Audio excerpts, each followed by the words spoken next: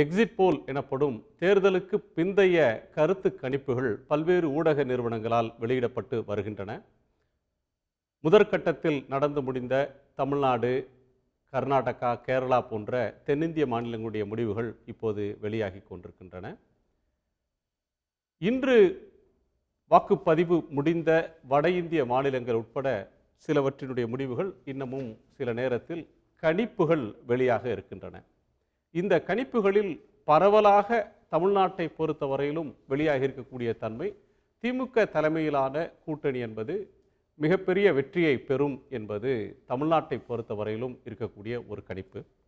கர்நாடகத்தில் பாரதிய ஜனதா கட்சி பெரிய வெற்றியை பெறுகிறது, அங்கு ஆளும் கட்சியான காங்கிரஸ் பின்தங்குகிறது என்பது CNN உள்ளிட்ட சில நிறுவனங்களுடைய கருத்து கணிப்பு.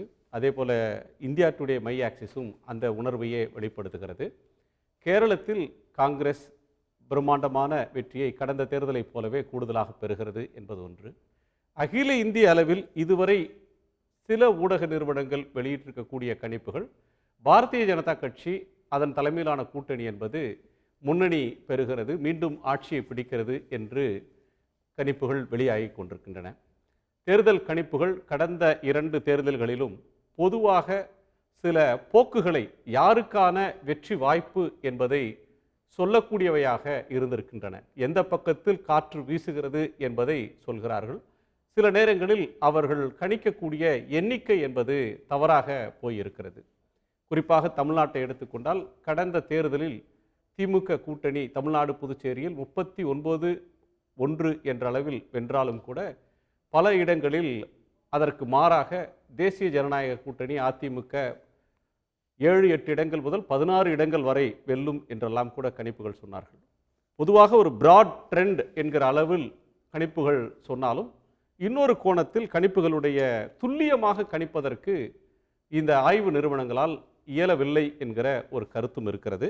3வது முறையாக பாஜக ஆட்சி அமைக்க போகிறதா, தமிழ்நாட்டில் வெற்றி கொள்ளக்கூடிய கூட்டணியாக திமுக மீண்டும் உருப்பெறுகிறதா என்கிற கோணத்தில் நாம் விவாதிக்கப் போகிறோம். நம்மோடு பாரதிய ஜனதா கட்சியினுடைய செய்தி தொடர்பாளர் திரு அர்ஜுனமூர்த்தி அவர்கள், மூத்த பத்திரிகையாளர் திரு ஜென்ராம் அவர்கள், விடுதலை சிறுத்தைகள் கட்சியினுடைய சட்டமன்ற உறுப்பினர் திரு ஆலூர் ஷானவாஸ் அவர்கள், பத்திரிகையாளர் திரு கார்த்திகேயன் அவர்கள், அனைவருக்கும் வணக்கம்.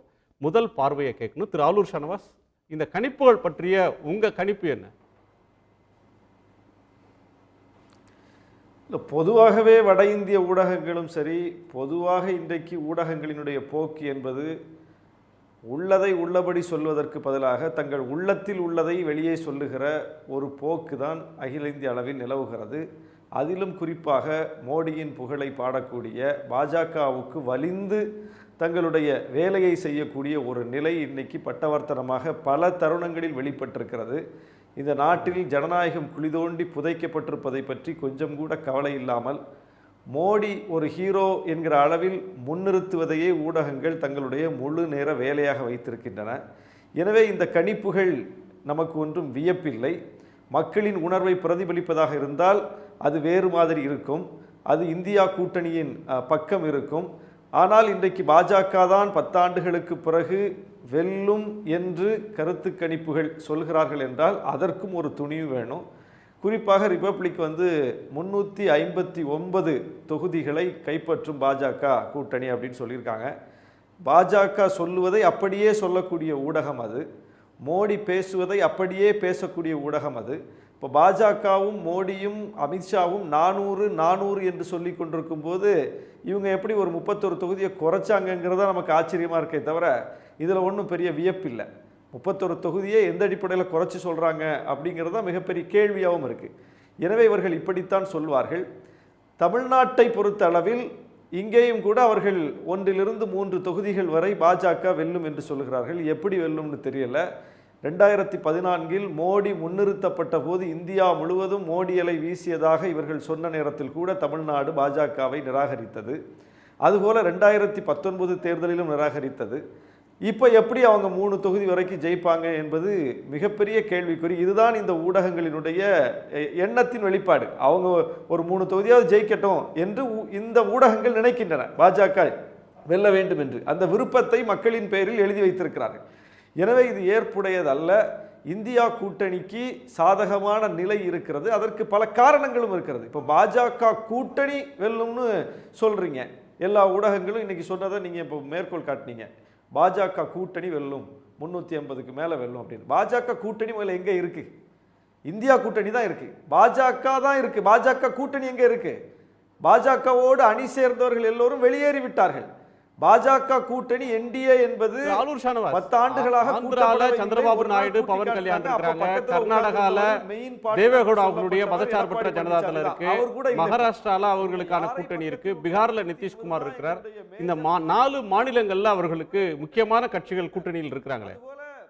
தேசியவாத காங்கிரஸ்ல இருந்து பிரிந்து சென்று இருக்கக்கூடிய தாக்கம் இவங்களையும் சேர்த்து பாதிக்கும். அதே மாதிரி மகாராஷ்டிரா, அங்கே மிகப்பெரிய சிக்கலை இந்த கூட்டணி சந்தித்திருக்கிறது. அவங்க கூட யாருமே சொல்லும்படியான ஆள் இல்லை, எல்லாம் இங்கிருந்து பிரிஞ்சு போன ஒரு 2 பேரை வச்சுக்கிட்டு படம் ஓட்டிக்கிட்டு இருக்காங்க. ஒடிசால கூட்டணிக்கு முயன்றார்கள், அது தோல்வி அடைந்து இன்னைக்கு அந்த கூட்டணி தலைவரையே கொச்சைப்படுத்தக்கூடிய அளவுக்கு பாஜக போயிருக்கு. எங்கேயுமே அவர்களுக்கு கூட்டணி சாதகமாக அமையவில்லை. கர்நாடகத்தில் இவங்க கூட்டணியோட குமாரசாமி போய் சேர்ந்தாரு, அங்கே அந்த கூட்டணி தேர்தலுக்கு முன்னால் பட்ட பாடு நமக்கு தெரியும். வேற எங்க இவங்களுக்கு கூட்டணி இருக்கு? சரி, மற்றவங்களுடைய கருத்தை கேட்டு வந்துடுறேன். உங்க முதற் பார்வை இந்த கணிப்புகளை நீங்க ஏற்கவில்லை அப்படின்றதா முதற் பார்வையாக எடுத்துக்கிறேன். திரு அர்ஜுனமூர்த்தி, உங்க கோணம் என்ன? இப்போ 3வது முறையாக மோடி அவர்கள் ஆட்சி அமைப்பாங்க. இந்த ஆட்சி அமைக்கிறதுக்கு மெயின் காரணமே என்னன்னா, மக்களோட மிகப்பெரிய புரிதல். மக்கள் எந்த அளவுக்கு ஒரு புரிதலுக்கு வந்துட்டாங்கன்னா, இந்த நாடை வல்லரசாக எடுத்துகிட்டு போகிறதுக்கு ஒரு கர்ம யோகி தேவைங்கிறது தான் அவங்க நினப்பில் இருக்குது. இப்போ எந்தவித எதிர்பார்ப்பும் இல்லாமல், எந்த விதமான இந்த 10 ஆண்டுகள் அவர் ஆட்சியில் அவரை பற்றி எந்த விதமான ஊழல் குற்றச்சாட்டுகளோ, அவரை கொச்சைப்படுத்தும் விதமாக எதிர்க்கட்சிகள் எவ்வளோ தான் பேசினாலும் அவரோட செயல்பாடில் மக்களுக்கு அதீத நம்பிக்கை இருக்கிறத பார்த்தோன்னே வேறு வழியே இல்லை, இந்த நாடு சிறப்பான ஒரு நாடாகவும், அவர் சொல்கிறபடி அவர் அமிர்த காலத்தில் 2047 ஒரு வல்லரசு நாடாக ஆகணும்னா இவரை மாதிரி ஒரு சீர்மிகு தலைவர், நேர்மையான தலைவர், மக்களை நல்ல வழி நடத்தக்கூடிய தலைவர், 360 டிகிரிலையும் ஒவ்வொரு துறையும் ஆழமாக யோசித்து செயல்படக்கூடிய தலைவர், எந்தவித சுயலாபமோ இதுவோ இல்லாமல் முழுக்க முழுக்க மக்கள் நலனுக்காண்டியே தான் வாழ்க்கையை அர்ப்பணித்த ஒரு தலைவர் வேணுங்கிறத மக்கள் இந்த 10 ஆண்டுகளை புரிந்துக்கிட்டாங்க. இந்த மக்களோட புரிதல் தான் இது முக்கியமான காரணமே ஒழிய வேறு இதில் எந்த விதமான அரசியல் காழ்ப்புணர்ச்சிகள் இருந்தாலும் எதிர்க்கட்சிகள் பலவீனப்பட்டிருக்காங்க. அதுக்கு அவங்களும் ஒரு காரணம். என்ன காரணம்னா, அவங்களுக்கு அந்த மாதிரி ஒரு சிரத்தை இல்லாமல் தன்னோட சுய லாபத்துக்காண்டி அரசியலை பயன்படுத்துவதை அவங்க இனிமேல் தவிர்க்கணும். ஏன்னா இன்றைக்கி இருக்கிறது 80% கிட்டத்தட்ட இளைஞர்கள் இருக்கிற ஒரு நாடாக இருக்கோம். நம்ம இவ்வளோ பெரிய நாடில் இவ்வளோ பெரிய பீப்புள், கிட்டத்தட்ட 80 crore ஓட்டர்ஸ் இந்த தடவை யூத் ஓட்டர்ஸ். இந்த யூத் ஓட்டர்ஸ் எல்லாம் அவங்கள சந்தித்து அவங்களுக்கு லாபம் வர்றது மாதிரி செய்கிறத பார்க்கணும். வெறும் டிஷர்ட்டும் பேண்ட்டும் நல்ல ஒரு நைக்கி ஷூ போட்டுக்கிட்டு நடக்கிறதுனால மக்களை கவர முடியாதுங்கிறத இதை தெளிவுபட உணர்த்தின 2024 இந்த பாராளுமன்ற தேர்தலுங்கிறது மக்கள் மனசு என்னான்னு புரிஞ்சுக்கிறதுக்கு எதிர்க்கட்சிகளுக்கு மிகப்பெரிய வாய்ப்பாக அமைஞ்சதில் என்ன மாதிரி கடுமையாக மக்கள் நேசத்தோடையும் மக்கள் நலனுக்காண்டி நினைக்கக்கூடிய ஒவ்வொரு அரசியல்வாதிக்கும் இந்த வெற்றி நிச்சயமாக தமிழ்நாடு மட்டும் இல்லை, உலக தேசமே நம்மளை பார்க்கக்கூடிய அளவுக்கு மோடி அவர்கள் இருக்காங்க. இன்றைக்கி பார்த்திங்கன்னா மோடி அவர்கள் தமிழ்நாட்டிலேருந்து ஆரம்பித்தாங்க, திருப்பி தமிழ்நாட்டில் இன்றைக்கி ஒரு தபஸில் இருக்காங்க. இந்த தபஸோட வெளிப்பாடே என்னன்னாவே எவ்வளோ மக்களோட நேசமாக இருக்கணும், மக்கள் நலனுக்காண்டி இருக்கணுங்கிறதுக்கு அடுத்த கட்ட ஒர்க்குக்கு தன்னை மென்டலி ப்ரிப்பேர் பண்ண வேண்டிய அவசியம் இருக்குது. ஏன்னா அவருக்கு வல்லரசு நாடாக எடுத்துகிட்டு போகணுங்கிறது தீர்க்கமாக முடிவு பண்ணியிருக்காரு. இப்படிப்பட்ட தீர்க்கமான சிந்தனையில் அவர் செயல்படுறதற்கு இந்த மாதிரி ஒரு மன அமைதியும் ஒரு நல்ல ஒரு ஆன்மீக உணர்வும் அவருக்கு தேவை. ஏன்னா பெரிய எதிர்பார்ப்பில் மக்கள் அவரை 3வது முறையாக அமைக்க போகிறாங்க. இவ்வளோ பெரிய 3வது முறையில் அவர் வரும்போது இதுவரைக்கும் அவர் எடுத்துக்கிட்ட இந்த பெஞ்ச் மார்க்கெல்லாம் உடைக்கிற அளவுக்கு மிகப்பெரிய வளர்ச்சி அந்த நாட்டுக்கு எடுத்துகிட்டு போக வேண்டிய ஒரு கட்டாயத்தில் அவர் இருக்கிறதுனால அவரோட இந்த தபஸ் கூட அவருக்கு மிகப்பெரிய மன வலிமையை கொடுத்து நாட்டை சீரும் சிறப்புமாக எடுத்துக்கூடிய வாய்ப்பை கொடுக்குங்கிறது அவர் சார்பாக நான் வேண்டி வணங்கி இங்கே உங்கள்கிட்ட சொல்லிக்கிறேன். நன்றி சார். திரு ஜென்ரம், இந்த கணிப்புகளை நீங்கள் எப்படி பார்க்குறீங்க? பீகார், ஜார்க்கண்டு இந்தியா கூட்டணிக்கு வலிமையாக காட்டுது. கர்நாடகா, தெலுங்கானா, கர்நாடகா, ஆந்திரா என்டிஏவுக்கு வலிமையாக காட்டுகிறது? பொதுவாக கருத்து கணிப்புகள் தேர்தலுக்கு முந்தையதாக இருந்தாலும் சரி, தேர்தலுக்கு பிந்தையதாக இருந்தாலும் சரி, அது ஒரு போக்கை உணர்த்துவதற்கு பயன்படுமே தவிர துல்லியமானவையாக இருக்கும்னு நான் நம்பல. அது இப்போது வரக்கூடிய முடிவுகளை அடிப்படையாக வச்சு சொல்லலை, அடிப்படையிலேயே கருத்து கணிப்புகளை பற்றிய என்னுடைய பார்வை அந்த மாதிரி தான் இருக்குது. அப்படி பார்க்கும்போது ஏன் இந்த அதாவது முதல்ல தேர்தலுக்கு முந்தைய கருத்து கணிப்புகளை விட தேர்தலுக்கு பிந்தைய கருத்து கணிப்புகள் ஓரளவுக்கு நெருக்கமாக இருக்கும் அப்படின்னு ஒரு பரவலான நம்பிக்கை இருக்குது. அது கூட உண்மையாக இருப்பதற்கு வாய்ப்பில்லை. அது என்னன்னா, அது எந்த அடிப்படையில் சொல்றாங்கன்னா, தேர்தலுக்கு முன்னாடி சொல்றப்ப அது அவங்க சொல்லிட்டு கூட போய் மாத்தி ஓட்டு போடலாம், வாக்களித்து விட்டு வந்த பிறகு நீங்க யாருக்கு ஓட்டு போட்டீங்க அப்படின்னு கேட்டா அதை மாத்தி சொல்ல மாட்டாங்க அப்படின்ற ஒரு புரிதல்ல தான் எக்ஸிட் போலுக்கு கொஞ்சம் கிரெடிபிலிட்டி கூட. மக்கள் அனைவரும் சமமாக வாழாத ஒரு நாட்டில் பல்வேறு படிநிலைகளோடு கூடிய ஒரு சமூகமாக இந்திய சமூகம் இருக்கக்கூடிய ஒரு சூழல்ல, பண்பாட்டு ரீதியாகவும் பொருளாதார ரீதியாகவும் படிநிலைகள் இருக்கக்கூடிய ஒரு சூழல்ல வாக்களித்து விட்டு வரக்கூடியவர்கள் வாக்குச்சாவடிக்கு வெளியில் இருக்கக்கூடிய அந்த சமூக அதிகாரம் எந்த பக்கத்தில் அதிகமாக இருக்கோ அவர்களுடைய கருத்துக்கு மாறான கருத்துக்களை கேட்பவர்களிடம் உண்மையாக பேசுவார்கள் என்று நான் நம்பவில்லை. அப்படி ஒரு சூழல் இருக்கக்கூடிய ஒரு சமூகத்தில் அதாவது இவங்க கற்பனையாக சொல்கிறார்கள் அப்படின்னு நான் சொல்லலை. ஆனால் நீங்கள் எடுக்கக்கூடிய சாம்பிள் சைஸ் இந்த 100 கோடி மக்களை பிரதிநிதித்துவப்படுத்துகிறதா அப்படிங்கிற ஒரு கேள்வி ஒன்று முதன்மையானது. அதற்கு பிறகு அந்த சாம்பிள் சைஸை சமூகத்தில் இருக்கக்கூடிய சாதியினரை அல்லது விவசாயிகள், தொழிலாளர்கள், அரசு அலுவலர்கள், தொழில் அதிபர்கள் போன்ற பல்வேறு நிலைகளில் இருக்கக்கூடியவர்களை ரெப்ரசன்ட் பண்ணுதா இந்த சாம்பிள்ஸ், அவர்களுடைய மன ஓட்டங்களை இது வெளிப்படுத்துகிறதா அப்படிங்கிறது ஒரு முக்கியமான கேள்வி. ஒரு எலைட் செக்ஷன் இருக்கக்கூடிய ஒரு பகுதியில், வசதியான வாழ்க்கை வாழக்கூடியவர்கள் இருக்கக்கூடிய பகுதியில் வேலையின்மையோ விலையேற்றமோ பெரிய அளவில் சிக்கலை கொடுக்காத ஒரு சமூகங்கள் இருக்கக்கூடிய ஒரு வாக்குச்சாவடி, அந்த இடத்துல இருக்கக்கூடிய வாக்குச்சாவடிக்கு வெளியில் வரக்கூடியவர்களிடம் அதிகமான சாம்பிள் எடுத்தாங்கன்னா அது இது போன்ற ஒரு சார்போடு தான் அந்த ரிசல்ட்ஸ் வெளிவரும். சரி, நீங்கள் இதை டிஸ்பியூட் பண்ணுறீங்க, அதாவது இது துல்லியமாக கணிக்காது, மாறாக ஏற்றத்தாழ்வும் மற்ற பிரச்சனைகளும் இருக்கிற இடத்துல முழு உண்மையும் வெளிப்படுறதில்லை, அது ஓட்டுப்பெட்டியை திறந்து என்னன்னா தான் முழு உண்மை அப்படின்ற ஒன்று தெரிய வரும்ன்றீங்க. பட் ஒரு 2-3 ப்ராட் ட்ரெண்ட்ஸ் பார்த்தோம்னா, கேரளா காங்கிரஸ்க்கான ஒன்று, அங்கேயும் பிஜேபியோட ஓட் ஷேர் கூடுது. தமிழ்நாட்டில் திமுக கூட்டணி பெரிய வெற்றியை பெறும்னு சொல்கிறாங்க. அடுத்து கர்நாடகா, ஆந்திரா போனீங்கன்னு சொன்னால் ஆந்திராவில் 2லையுமே என்டிஏ கூடுதலாக பெறக்கூடிய ஒரு தன்மையை பார்க்குறோம். பீகார், ஜார்க்கண்டு வேற தன்மையை சொல்லுது. பீகார், ஜார்க்கண்டில் கிடைக்கக்கூடிய எஃபெக்ட் பீகாரில் ஒரு அரசியல் அணி ஒன்று வலிமையாக இருக்குங்கிறது உண்மை. ஜார்க்கண்டில் அந்த முதலமைச்சர் கைது செய்யப்பட்டார், முதலமைச்சர் பதவியை ராஜினாமா செய்த பிறகு கைது செய்யப்பட்டார், ஹேமந்த் சோரன் கைது செய்யப்பட்டதும் அது மக்களிடத்தில் ஏற்படுத்தி இருக்கக்கூடிய உணர்வலைகளும் ஒரு காரணமாக இருக்கக்கூடும் அப்படிங்கிறது காரணங்களாக புரியுது. ஆனால் கர்நாடகாவில் மாநில சட்டமன்ற தேர்தலில் காங்கிரஸுக்கு வாக்களித்தவர்கள் வெளியில் நாடாளுமன்றத்திற்கு தேர்தல் வரும்போது நரேந்திர மோடியை ப்ரிஃபர் செய்கிறாங்கன்னா திரு அர்ஜுனமூர்த்தி சொன்ன விஷயங்கள்ல ஓரளவுக்கு நியாயம் இருக்கிறதையும் புரிந்து கொள்ள முடியுது. பல மாநிலங்களை நம்மளால பார்க்க முடியுது. டெல்லியிலேயோ எடுத்தோம்னா சட்டமன்ற தேர்தல்னா கெஜ்ரிவால் ஓட்டு போடுறாங்க, ஆம் ஆத்மிக்கு போடுறாங்க. அதுவே நாடாளுமன்ற தேர்தல் வருகிற போது கெஜ்ரிவாலோ காங்கிரஸோ அவங்களுடைய ஃபர்ஸ்ட் சாய்ஸா இல்லை, மோடி பிஜேபி ஃபர்ஸ்ட் சாய்ஸ் ஆயிடுது. கர்நாடகாவில் பார்த்தீங்கன்னா போன தேர்தலையும் காங்கிரஸ் நல்ல வெற்றியை தான் பெற்றாங்க.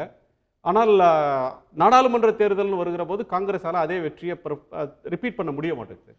நாம விரும்புகிறோமோ விரும்பலையோ, அரசமைப்பு சட்ட ஜனநாயகம், அரசமைப்பு சட்ட ரீதியாக பார்க்கக்கூடிய பார்வை, இந்த தேர்தலை அரசமைப்பு சட்டம் எப்படி வடிவமைத்திருக்கிறதுன்னு பார்க்குற பார்வையெல்லாம் தாண்டி ஒரு அதிபர் தேர்தலுக்கான ஒரு தோற்றத்தை ஊடகங்கள் மூலமாக மக்கள் மத்தியில், மக்கள் மனசில் பதிய வைத்திருக்கிறார்கள்.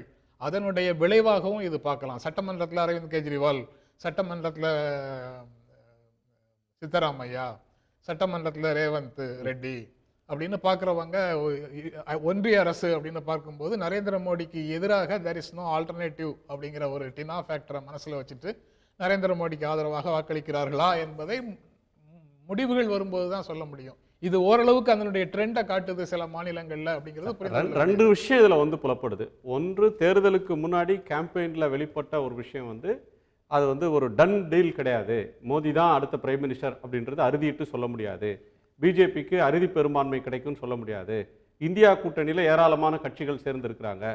1-to-1 ஃபைட்டே நிறைய இடங்கள்ல நடக்கிறது. ஒரு வட இந்தியாவில் இதற்கு முன்னாடி பிஜேபிக்கு ஒரு கேக் வாக் மாதிரி இருந்தது. இந்த முறை ஒரு போட்டி இருக்கும் போல தெரிகிறது.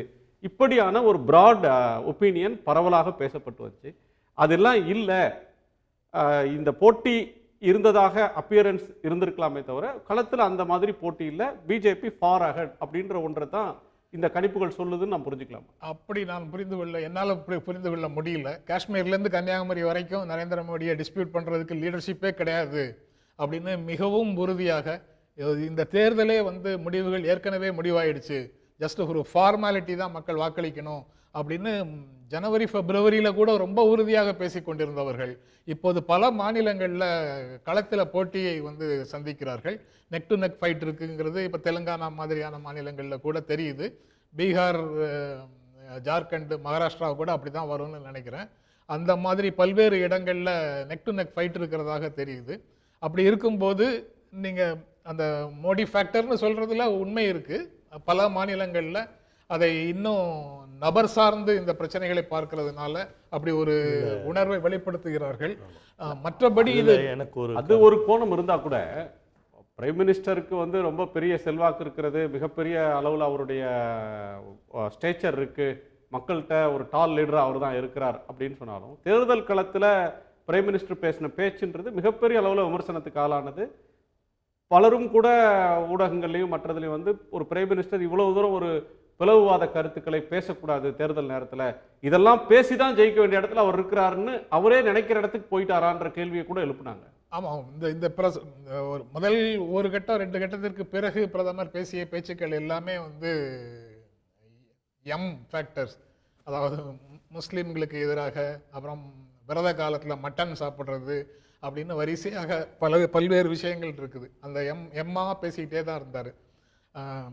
அது மிகவும் வருந்தத்தக்க ஒரு விஷயம். இந்திய ஜனநாயகத்தில் பிரதமரே இப்படிப்பட்ட விஷயங்களை பேசுவதும், மக்களை பிரிக்கிற விஷயமாக பிரிக்கும்படி பேசுவதும் வருந்தத்தக்க விஷயமாக இருந்தது. அது சமூகத்தில் பல்வேறு தரப்பில் இருக்கக்கூடியவர்களையும் முகம் சுளிக்க செய்ததுங்கிறது எல்லாமே உண்மைதான்.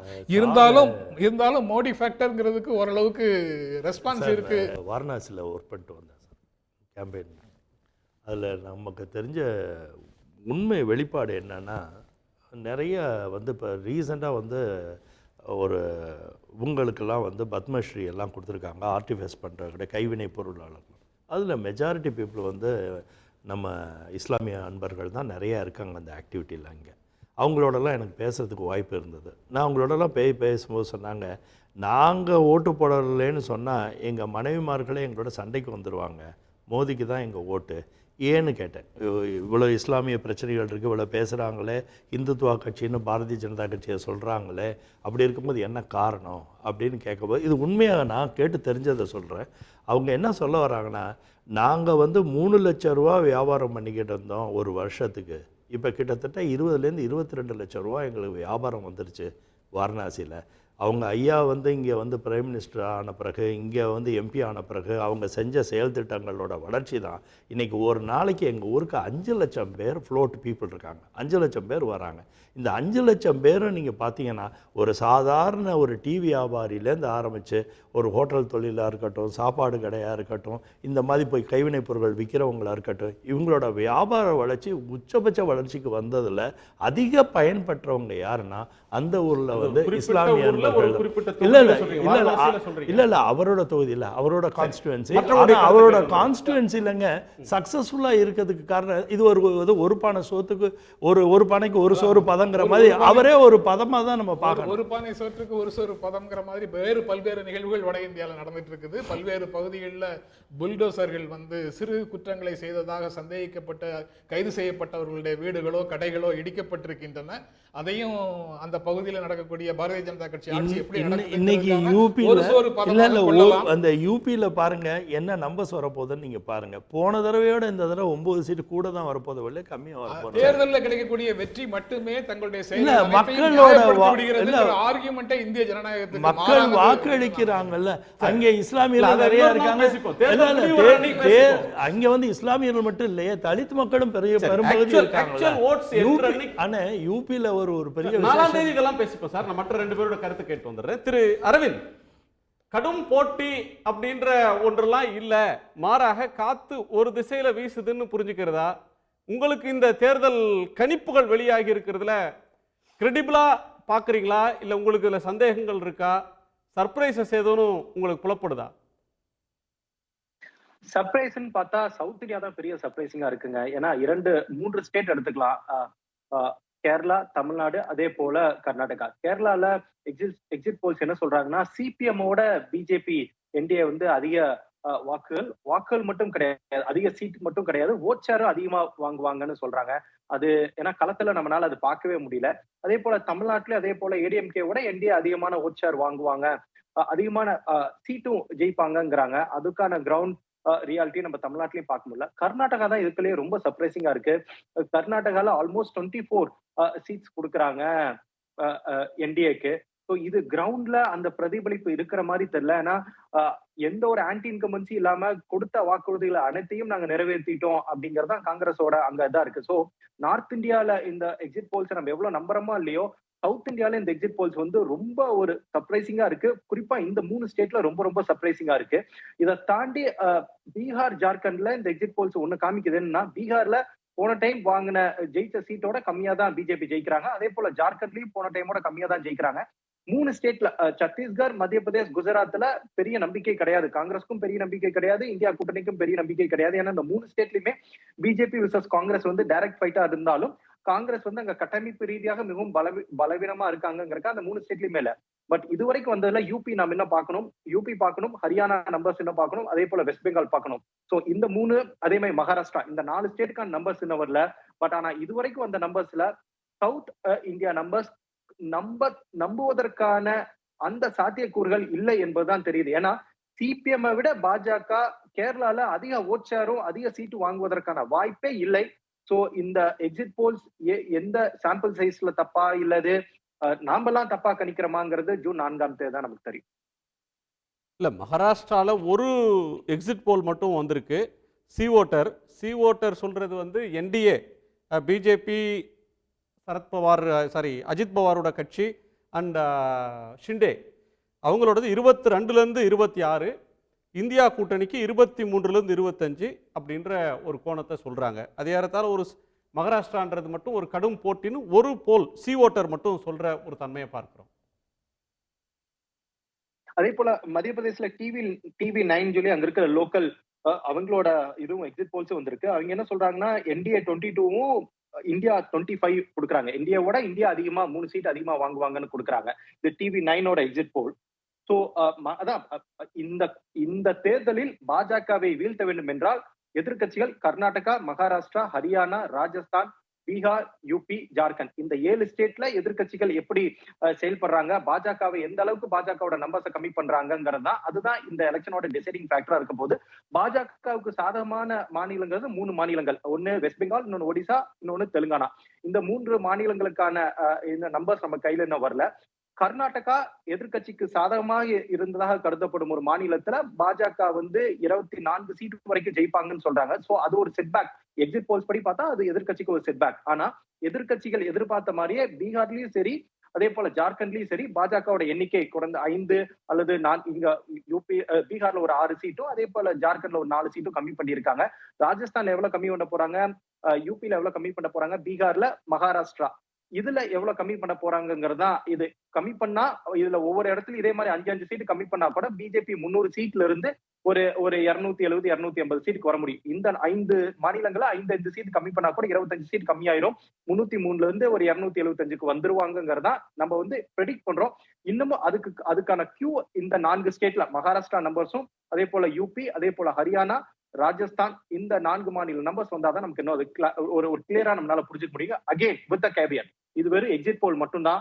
Real sense. ஏன்னா சவுத் இந்தியால கொடுத்த நம்பர்ஸ் படி பார்த்தா இந்த எக்ஸிட் போல்ஸ் ரொம்ப ரொம்ப சர்ப்ரைசிங்கா இருக்கு. கிரவுண்ட் ரியாலிட்டிக்கு ஏற்புடையதாக இல்லை. ஏன்னா தமிழ்நாட்டில் இருக்க ஒரு சில சேனல்ஸும் கிரவுண்ட் ரியாலிட்டியில தமிழ்நாட்டில் சர்வே பண்ணியிருக்காங்க. அதே போல கேரளால பேஸ்ட் சேனல்ஸும் சர்வே பண்ணியிருக்காங்க. கேரளா பேஸ்ட் சேனல்ஸ் பண்ண சர்வேக்கும் நேஷனல் மீடியா கேரளால பண்ண சர்வேக்கும் ஒரு ஸ்டார்க் டிஃபரன்ஸ் இருக்கு. அதனாலதான் இது நார்த் இந்தியால இந்த சர்வே நம்ம நம்புறமா இல்லையா, ஆனா சவுத் இந்தியால இப்ப இது வரைக்கும் போட்ட எக்ஸிட் போல் நம்பர்ஸ் ஒரு பெரிய கொஸ்டின் மார்க் தான் முன் வச்சிருக்கு. சரி, கார்த்தி உங்க கோணம் என்ன? இல்லை, இந்த அவர் சொல்கிறதுல நான் உடன்படுறேன். அதையெல்லாம் இந்த சென்ற முறை வந்து நீங்கள் ஏற்கனவே அவர் சொன்னது போல் மகாராஷ்டிரா, பீகார், அதே போல் ராஜஸ்தான், ஹரியானா இந்த மாநிலங்களில் வந்து சென்ற முறையே வந்து ஏறக்குறைய 90% வெற்றி பெற்றாச்சு.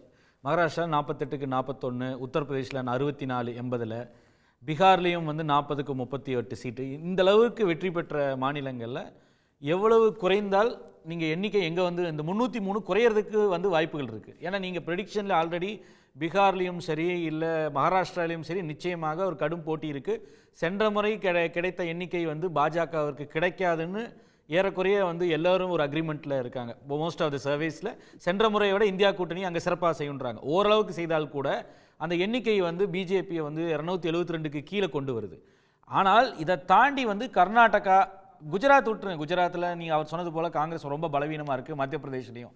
ஆனால் கர்நாடகாவிலையும் சரி இல்லை மித்த மாநிலங்கள் வட மாநிலங்கள் இருக்கக்கூடிய சில மாநிலங்களில் சென்ற முறை பெற்றது 28ல் 26ல் 25 சென்ற முறை பெற்றாச்சு. அப்போ அது போன்ற மாநிலங்களில் மோடியினுடைய பாப்புலாரிட்டி டிக்ளைன் ஆகிருக்குன்னு இதே கருத்து கணிப்புக்கு முன்னாடி வந்து தேர்தல் நடந்துட்டு இருக்கும் பொழுது அவருக்கு ஆதரவாக சொல்லக்கூடியவர்களே எல்லோருமே ஒப்புக்கொண்ட விஷயம் அவருடைய பாப்புலாரிட்டி சரிஞ்சிருக்குன்னு ஒப்புக்கொண்டாங்க. அதே போல் மக்களுக்கு பல்வேறு பிரச்சனைகள், அத்தியாவசிய பிரச்சனைகள் இருக்கிறது, அதை வந்து இந்த போலரைசேஷனை தாண்டி வந்து வேலை செய்யும் அப்படின்றதுலையும் ஒப்புக்கொண்டார்கள். அதே போல் எந்த ஒரு அலையும் இல்லை, மோடி அலையும் இல்லை, இந்தியா அலை, என்டிஏ அலை, எந்த அலையும் இல்லை அப்படின்னு சொல்லும் பொழுது இது எல்லாம் இல்லாதப்போ எப்படி வந்து மீண்டும் சென்ற முறையை விட ஒன்று பெட்டராகவோ இல்லை சென்ற முறை செய்த அதே ரிப்பீட் பர்ஃபார்மன்ஸ் கர்நாடகாவிலையும் இல்லை வந்து உத்தரப்பிரதேசத்தில் அதை விட சிறப்பாக செய்கிறாங்க அப்படின்னு சொல்வதற்கான காரணிகள் நம்மளால் கண்டுபிடிக்க முடியல. ஏன்னால் வந்து ஒன்று அதை விட சிறப்பாக வந்து ஆட்சி செஞ்சுருக்கணும், இல்லை இந்த பிரச்சனைகள் எல்லாம் இல்லாமல் இருந்தால் பரவாயில்லன்னா வந்து இந்த எண்ணிக்கை கூடலாம்.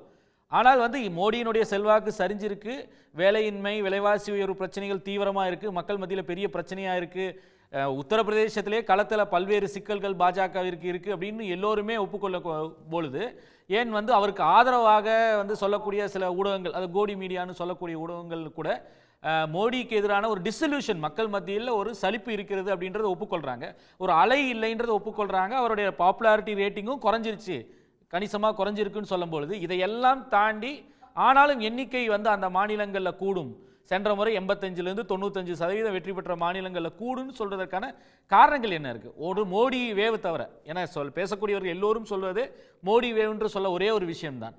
அப்போ அது மட்டுமே வந்து இவ்வளவு வந்து கூட்டிட்டு வந்திருக்கா, இல்லை ஒரு கூட்டணியாக அவர்கள் களமிறங்கிய பொழுதும் கூட இவ்வளவு வாக்கு சதவீதம் வந்து சில கணிப்புகளில் பார்த்தீங்கன்னா வாக்கு சதவீதம் ஏறக்குறைய 15% வாக்கு வித்தியாசம் அப்படியே காமிக்கிறாங்க, 15 இல்லை 20% வாக்கு வித்தியாசம் காமிக்கிறாங்க.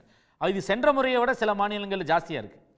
அப்போ அந்தளவுக்கு என்ன பெரிய ஒரு அபரீதமாக ஒன்று அவரோட பாப்புலாரிட்டி வளர்ந்துருக்கணும், இல்லை மோடி அரசின் மீதான குட்வில் வந்து உயர்ந்தாலே ஒழிய அந்தளவுக்கு வந்து ஒரு டிஸ்பாரிட்டி வந்து அவர்களுக்குள்ளான அந்த இடைவெளின்றது வாக்கு சதவீதத்தில் அவ்வளோ வித்தியாசமாக வருவதற்கான வாய்ப்பு இல்லை.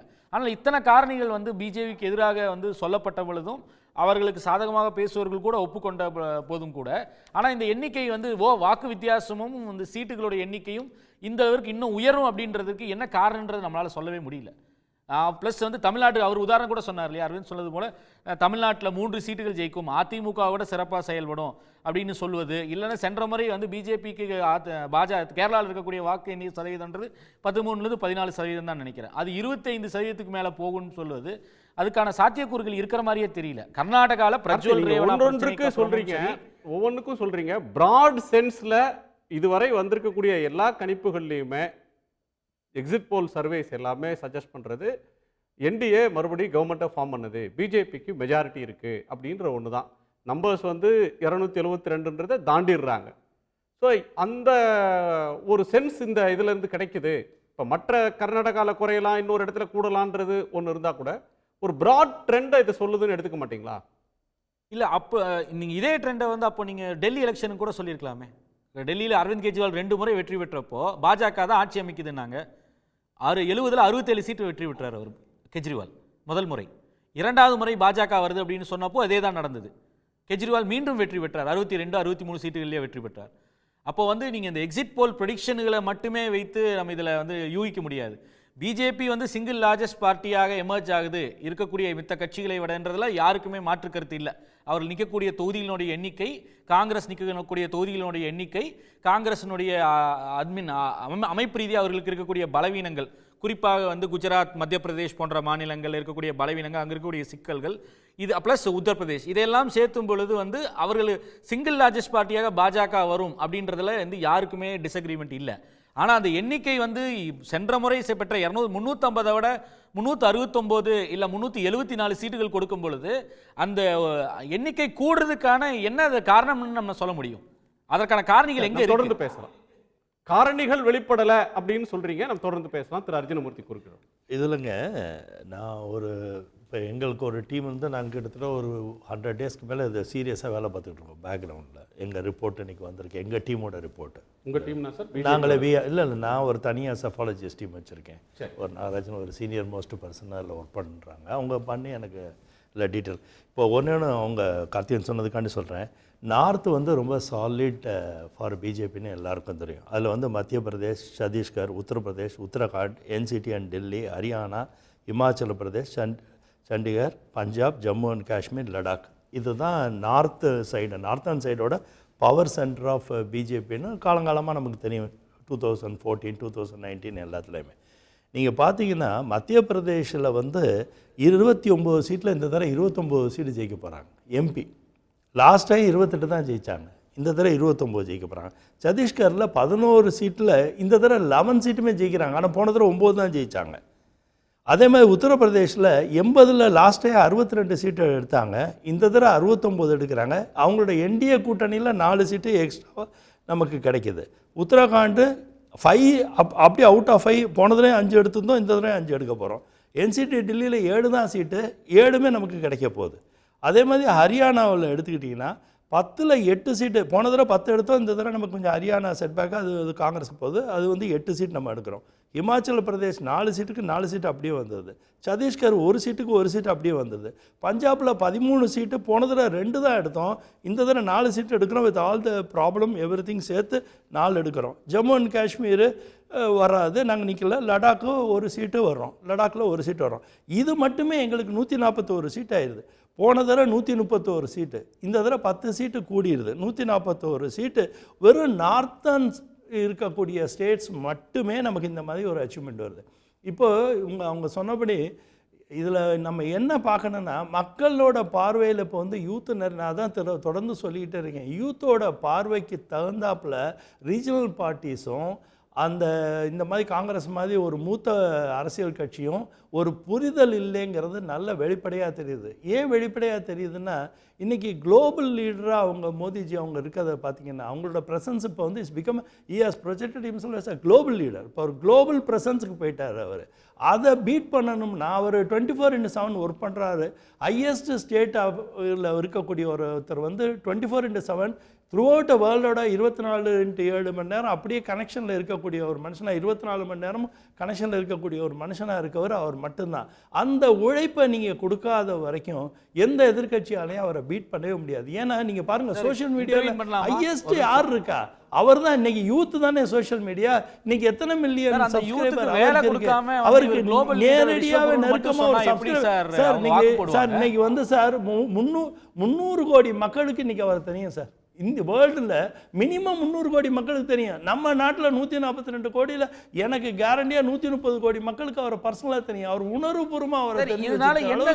அவர் தன்னை உழைப்பு சார். இது உழைப்பு ஏன் மற்ற பிரதம மந்திரி எல்லாம் ஏன் உழைக்க அவங்களுக்கு வந்து ஒரு ஃபோக்கஸ்டா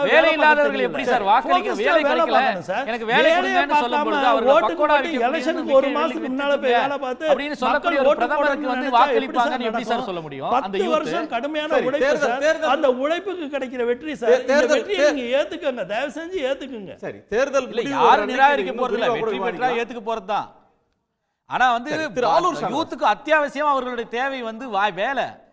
அவர்களுக்கு வேலையை கொடுக்காம நீங்க வந்து பாருங்க அக்னிவீர் சார், பிரச்சனைன்னு நீங்க சொல்லி எல்லாம் கொந்தளிச்சு இருக்கும் 2024 பொழுது, எலெக்ஷன் நீங்க கவர்மெண்ட் அவர்களுக்கு ஃபார்ம் வேலை பண்ண தேவையில்லை. அவர் ரெண்டு மோடி விஷயத்துல வந்து சீரியஸா உலகத்துல இருப்பார் இருக்க சார். எல்லோருக்கும் ஒண்ணு தெரிஞ்சா அன்எம்ப்ளாய்மென்ட் வாக்கு குறைக்கிறதுல போடுறதுல ஒரு அப்படின்னு சொன்னா ஃபோக்கஸ்டா அது இருப்பாரு. எப்படி சார் வந்து அதுக்கப்புறம் அவர் உண்மையிலே எதுல நகைப்பு ஃபோக்கஸ்டா புரியுதா இருக்க இருக்கு? போறாருன்னா ஃபார்ம் நீங்க ஆக்ட் அப்போ ஃபார்ம் ஆக்ட் அந்த அக்ரிகல்ச்சர் நாட்டினுடைய ஆக்ட்ல இளைஞர்களுக்கு ரொம்ப பத்தின சீரியஸா இருப்பாரு. புரிதல் இந்த வந்து ரெண்டு விஷயம் அவர் பாஜக செய்யலன்னா நீங்க புரிதல் பாருங்க வந்து சார், he will do அப்புறம் the best promotion தான், brand building 2024 பண்ணா எலெக்ஷன்ல போதும். he அந்த will create a இளைஞர்களுக்கு huge வேலை job கொடுக்கணும்ன்ற அவசியம் opportunity இல்ல. because அவரை அந்த மக்கள்கிட்ட அளவுக்கு கொண்டு போய் சார், நீங்க சேர்க்கிற ஒண்ணு அளவுக்கு நல்லா brand புரிஞ்சுக்கங்க. மட்டும் image Gold brand sir, building ஒரே மட்டும் நிமிஷம். பண்ணா Gold போதும். ஒரு அவர் நிமிஷம் image நான் மட்டும் சொல்லிடுறேன். cultivate பண்ணா போதும் சார், அப்படின்னு ஒரே சொல்ல நிமிஷம் வரீங்களா? நான் சொல்லிடுறேன். என்னை பேச சொல்லுங்க. ஒரே நிமிஷம். கோல்டு வந்து இப்போ 1 லட்சம் கிலோ கோல்டை கொண்டாந்தாச்சு, திருப்பி இந்தியாவுக்கு எடுத்தாச்சு. நம்ம போய் அது வைக்கும் போது, அடமானம் வைக்கும் போது எவ்வளோ ரூபாய்க்கு வச்சா இன்னைக்கு கோல்டோட மதிப்பு எவ்வளவுன்னு உங்களுக்கு தெரிஞ்சு போயிருச்சு. நேற்று உங்களுக்கு ஜிடிபியோட growth 8.2%, அதுவும் உங்களுக்கு தெரியும். அது வந்து நம்ம சொல்றது இல்ல, ரிசர்வ் சரி சார், அவ்வளோ எக்கானமி நல்லா வந்து buoyant-ஆ இருக்கு அப்படின்னா நீங்க நல்லா நான் கேட்கக்கூடிய புரிஞ்சுங்க. ஒரே இவ்வளவு கேள்வி, பெரிய அவ்வளோ நல்லா கோல்டோட இருந்தா இருப்பு எதுக்கு நமக்கு சார் 40 வருஷம் இல்லாத நம்ம அளவுக்கு எவ்வளவு household currency print savings பண்ணுவாங்க, குறைஞ்சிருக்கு, எவ்வளவு அளவுக்கு household நமக்கு borrowings, வந்து debt வந்து இவ்வளவு infrastructure ஜாஸ்தியா invest இருக்கு. பண்ண வீடுகள்ல போறாங்க. மக்கள் இவ்வளவு வாங்கக்கூடிய யோசிங்க. கடனுடைய நீங்க அளவு வந்து ஏன் அவ்வளவு சரி, ஜாஸ்தியா சரி, இருக்கு? யோசிச்சு வேலை அவர்களுக்கு பார்க்க. இருக்கக்கூடிய நீங்க சேமிப்பு எவ்வளவு அரசாங்கத்தை குறையுது? அரசாங்கமாவே ஏன்னா வந்து நடத்தாம விலைவாசி வந்து அரசியல் ஏறிக்கிட்டே போகுது. நடத்துவதனால மக்களுடைய இவ்வளவு வாங்கும் பின்விளைவுகளை திறன் எல்லா குறைஞ்சிட்டே கட்சியுமே வருது. அப்ப அட்லீஸ்ட் நீங்க இந்த சொல்லக்கூடிய எலெக்ஷன்ல 8.2% இருந்து மக்களுக்கு மோடி பலன் அவர்கள்ட்ட இருந்து போய் எல்லாரும் சேரலையே. கத்துக்க வைங்க நீங்க சார். சொல்லுங்க, First gold கத்துக்கணும். கொண்டு Let வந்ததுனால every மக்கள்கிட்ட பலன் போய் politician should சேரலையே. go with him for a workshop now because they have not realized what is India today. Okay okay. அது அந்த realization BJP க்கு வரலன்னு நினைக்கிறேன். மோடிகிட்ட இருந்து கற்றுக்கொள்ளுங்கள் அப்படின்னு சொல்லி திரு அர்ஜுனமூர்த்தி சொல்றாரு. சுப்ரீம் கோர்ட் தீர்ப்பு எலக்டோரல் பாண்ட்ஸ் தொடர்பாக வந்தது. இது போன்ற விஷயங்களை தான் எதிர்க்கட்சிகளும் இந்தியாவும் மோடியிடமிருந்து கற்றுக்கொள்ள வேண்டுமா அப்படிங்கிறது ஒரு முக்கியமான கேள்வி. அது போக இளைஞர்களோடு பழகுவதற்கு, அவர்களுடைய உணர்வை புரிந்து கொள்வதற்கு மாநில கட்சிகளுக்கு தெரியவில்லை அப்படின்னு சொல்றதை விட ஒரு தவறான ஸ்டேட்மெண்ட் வேற எதுவும் இருக்க முடியாது. நீங்க வந்து வேலை இல்லாத இளைஞர்கள், வேலை இல்லாதவர்களில் 70%க்கும் மேல இளைஞர்கள் அப்படின்னு இருக்கக்கூடிய ஒரு நிலையில அவர்கள் வாழ்வதற்கு மிகப்பெரிய நெருக்கடியில் இருக்கிறார்கள் அப்படிங்கிறதுக்கு அதை அவங்க வாழ்க்கையை வச்சு அவங்க வாக்களிப்பார்கள்ங்கிற சூழல்ல 3வது முறை ஆட்சிக்கு வந்தால் இளைஞர்களுடைய பிரச்சனைகளை தீர்ப்பார் மோடி அப்படின்னு சொல்வது எந்த விதத்துல அவர்களை சாட்டிஸ்ஃபை செய்யும் அப்படிங்கிறது ஒரு முக்கியமான கேள்வி. விவசாயிகள், இளைஞர்கள், பெண்கள், ஏழைகள் அப்படிங்கிற 4 பேர் தான், 4 வகை தான் இந்தியாவில் இருக்கக்கூடிய பிரிவுகள் அப்படின்னு 4 ஜாதின்னு சொல்லுவார். 4 ஜாதின்னு சொல்றாரு. ரைட்டு. அந்த 4 ஜாதி என்பதே 4 வகையானது. 4 வந்து விவசாயிகள், இளைஞர்கள், பெண்கள், ஏழைகள்னு சொல்றாரு. அவர்களுடைய பிரச்சனைகளை எல்லாம் அமிர்த காலத்துல தீர்த்து வைப்போம்னா இன்று வரைக்கும் இருக்கக்கூடிய பிரச்சனைக்கு என்ன காரணங்கிற கேள்வியை எல்லோரும் எளிதாக கடந்து விட வேண்டும் அப்படின்னு சொல்வது போலவும் அதுல தெரியுது. ஆலூர் ஷானவாஸ்ட கேட்கணும்.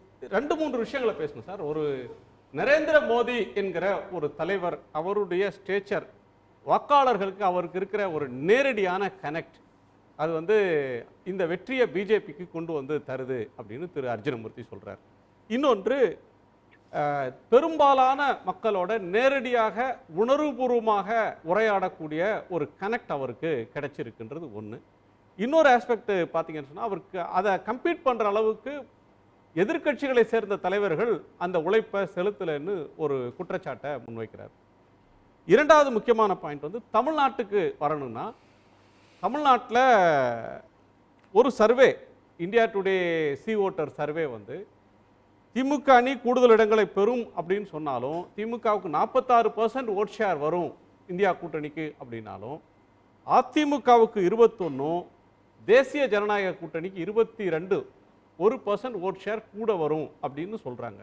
அதை எப்படி பார்க்குறீங்க திரு ஆலூர்? மோடி மணிப்பூருக்கு இதுவரை செல்லாத ஒரு பிரதமர். மக்கள் ஓராண்டுக்கு மேலாக அங்கே மிகப்பெரிய பாதிப்பை சந்தித்திருக்கிறார்கள். அவர்களை போய் உணர்வுபூர்வமாக சந்தித்து அவர்களினுடைய கரம் பற்றாத ஒரு தலைவர், ஒரு பிரதமர் மோடி. கன்னியாகுமரியில் வந்து 3 நாள் தியானம் இருந்திருக்காரு. கன்னியாகுமரி மக்கள் ஒகி புயலால் பாதிக்கப்பட்டு மிகப்பெரிய துயரம் அடைந்தார்கள். மிகப்பெரிய உயிர் பலிகள் நடந்தது. இந்த நிமிடம் வரை அந்த மக்களை அவர் பார்த்து ஆற்றுப்படுத்தவில்லை. அதுபோல தூத்துக்குடி, நெல்லை, சென்னையெல்லாம் வெள்ளத்தில் மூழ்கியது 6 மாதங்களுக்கு முன்னால்.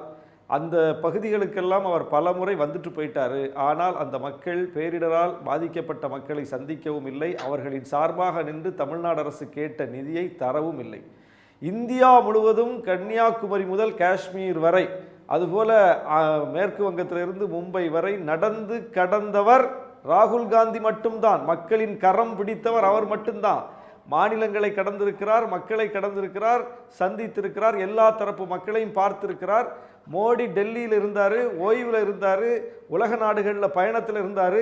இந்தியா முழுவதும் பயணித்து மக்களை சந்தித்து மக்களின் உணர்வுகளை புரிந்து கொண்டவர் ராகுல் காந்தி தான். அதனால மக்களின் உணர்வை புரிந்து கொண்டவர் மோடி கிடையாது. எனவேதான் பாஜகவின் தேர்தல் அறிக்கை மக்களின் உணர்வை பிரதிபலிக்கக்கூடியதாக காங்கிரசின் தேர்தல் அறிக்கை, இந்தியா கூட்டணியின் தேர்தல் அறிக்கை இருக்குது. மக்கள் உணர்வுக்கு எதிரானதாக பாஜகவின் தேர்தல் அறிக்கை இருந்துச்சு. அந்த பதற்றம் அவர்களுக்கு இருந்ததுனால தான், மக்கள் அவர்களிடமிருந்து அந்நியப்பட்டு விட்டார்கள் என்பதனால தான் மோடியினுடைய பரப்புரை முழுக்க வெறுப்பாக இருந்துச்சு. சமூக வலைதளங்களில் ஒரு காலத்தில் மோடியை பின்தொடர்ந்தவர்கள் கூட இன்னைக்கு ராகுல் காந்தியை பார்க்கக்கூடிய அளவுக்கு ராகுல் காந்தியினுடைய அந்த வீச்சு அதிகமாக இருக்கு. பங்கு சந்தை ஆட்சி மாற்றத்தினுடைய அடையாளமாக வீழ்ந்திருக்கு பல முறை. அதுபோல் இந்த தேர்தல் பந்தய சந்தை கூட இன்னைக்கு இந்தியா கூட்டணி தான் வரும் என்று சொல்லி அதிலையும் உச்சம் பெற்றிருக்கு. பல காரணங்களை சொல்ல முடியும். இந்தியா கூட்டணி தான் ஆட்சி பிடிக்க போகுது, என்டிஏ கூட்டணி பிஜேபி என்பது கீழே இறங்க போகுது, மோடிக்கு செல்வாக்கு சரிந்து விட்டது என்பதனால தான் அவங்க போட்ட கேண்டிடேட்டை எங்களுக்கு வேணான்னு சொல்லிட்டு போனாங்க. அவங்க எதிர்கட்சிகள் கேலரியில் தான் உட்காரணும், காங்கிரஸை பார்த்து பரிதாபப்படுறேன்னு சொன்ன அந்த பரிதாபத்துக்குரிய நிலையில் இருக்கக்கூடிய கட்சியை அங்கிருந்து கேண்டிடேட்டை விலைக்கு வாங்கக்கூடிய இடத்துக்கு பிஜேபி போகுது. அப்போ பிஜேபி பலமாக இருக்கிறதுன்னா இந்த வேலையெல்லாம் ஏன் செய்யணும்? இதுதான் நம்மளுடைய பார்க்க வேண்டிய ஒன்று. ரெண்டாவது, தமிழ்நாட்டில் எந்த அடிப்படையில் பாஜக மேலே எழுந்து வந்திருக்குன்னு ஒரு காரணம் சொல்லணும்ல. அண்ணாமலைங்கிற ஒருவருடைய தலைமையின் கீழே கடந்த 2-3 ஆண்டுகளில் பாஜக மிகப்பெரிய கேலிக்கும் மக்களுடைய கிண்டலுக்கும் உள்ளாயிருக்கு. இன்னொரு பக்கம் தமிழ்நாட்டினுடைய எந்த பிரச்சனையும் அவங்க ஆதரிச்சதும் கிடையாது, தமிழ்நாட்டு மக்களினுடைய உணர்வுக்கு ஏற்ப அவங்க நடந்ததும் கிடையாது. தமிழ்நாடு சட்டமன்றத்தில் 230 சட்டமன்ற உறுப்பினர்கள், அதாவது ஒட்டுமொத்த கட்சிகளும் சேர்ந்து ஆதரித்து நீட்டு விலக்கு வேணும்னு சொன்னா பாஜக மட்டும் 4 பேர் எந்திரிச்சு நீட்டு வேணும்னு சொல்றாங்க. இந்த கட்சியை தமிழ்நாட்டு மக்கள் அதிமுகவுக்கு மேல ஆதரிச்சு ஓட்டு போடுவாங்களா? ஒரு லாஜிக் வேண்டாமா? எனவே இப்படிப்பட்ட உண்மைக்கு புறம்பான களத்திற்கு புறம்பான செய்திகளை சொல்வதை எப்படி ஏற்றுக்கொள்ள முடியும்? அதாங்க இப்போ இந்த எலெக்ஷன் ஒரே ஒரு காரணம் சொல்லுங்க. தமிழ்நாட்டு மக்களின் உணர்வுக்கு ஏற்ப நாங்க இதை ஆதரிக்கிறோம், தமிழ்நாட்டு மக்கள் கேட்கல இதை நாங்க கொடுக்கிறோம். நீங்க கொடுத்ததையே இன்னும் கொடுக்கலையே ஒழுங்கா, நீங்க அறிவித்ததே அறிவிப்பாதான் பயனாளிகள் தமிழ்நாட்டு பாஜகவோட அரசாங்கத்துல அதிக பயனாளிகள் இருக்க ஒரே ஸ்டேட் ஆதரிப்பாங்க. தமிழ் மக்கள் இப்போ நீங்க குடிநீர் திட்டம் மட்டும் ஹையஸ்ட் பெனிட்ரேஷன் பார்த்தீங்கன்னா தமிழ்நாட்டில் எது எடுங்க, இந்த ஜன்தன் அக்கௌண்ட்டாக இருக்கட்டும், ஈவன் நீங்கள் இந்த எம்எஸ்எம்இக்கு பேமெண்ட் கொடுக்குறதா இருக்கட்டும், இந்த இடைக்கால கடன் உதவி கொடுக்குறதா இருக்கட்டும், நீங்கள் எதை எடுத்தாலுமே நீங்கள் நாங்கள் போய் டேட்டாவில் பார்த்தா ஹையஸ்ட் பெனிஃபிஷரி யாருன்னா தமிழ்நாடு.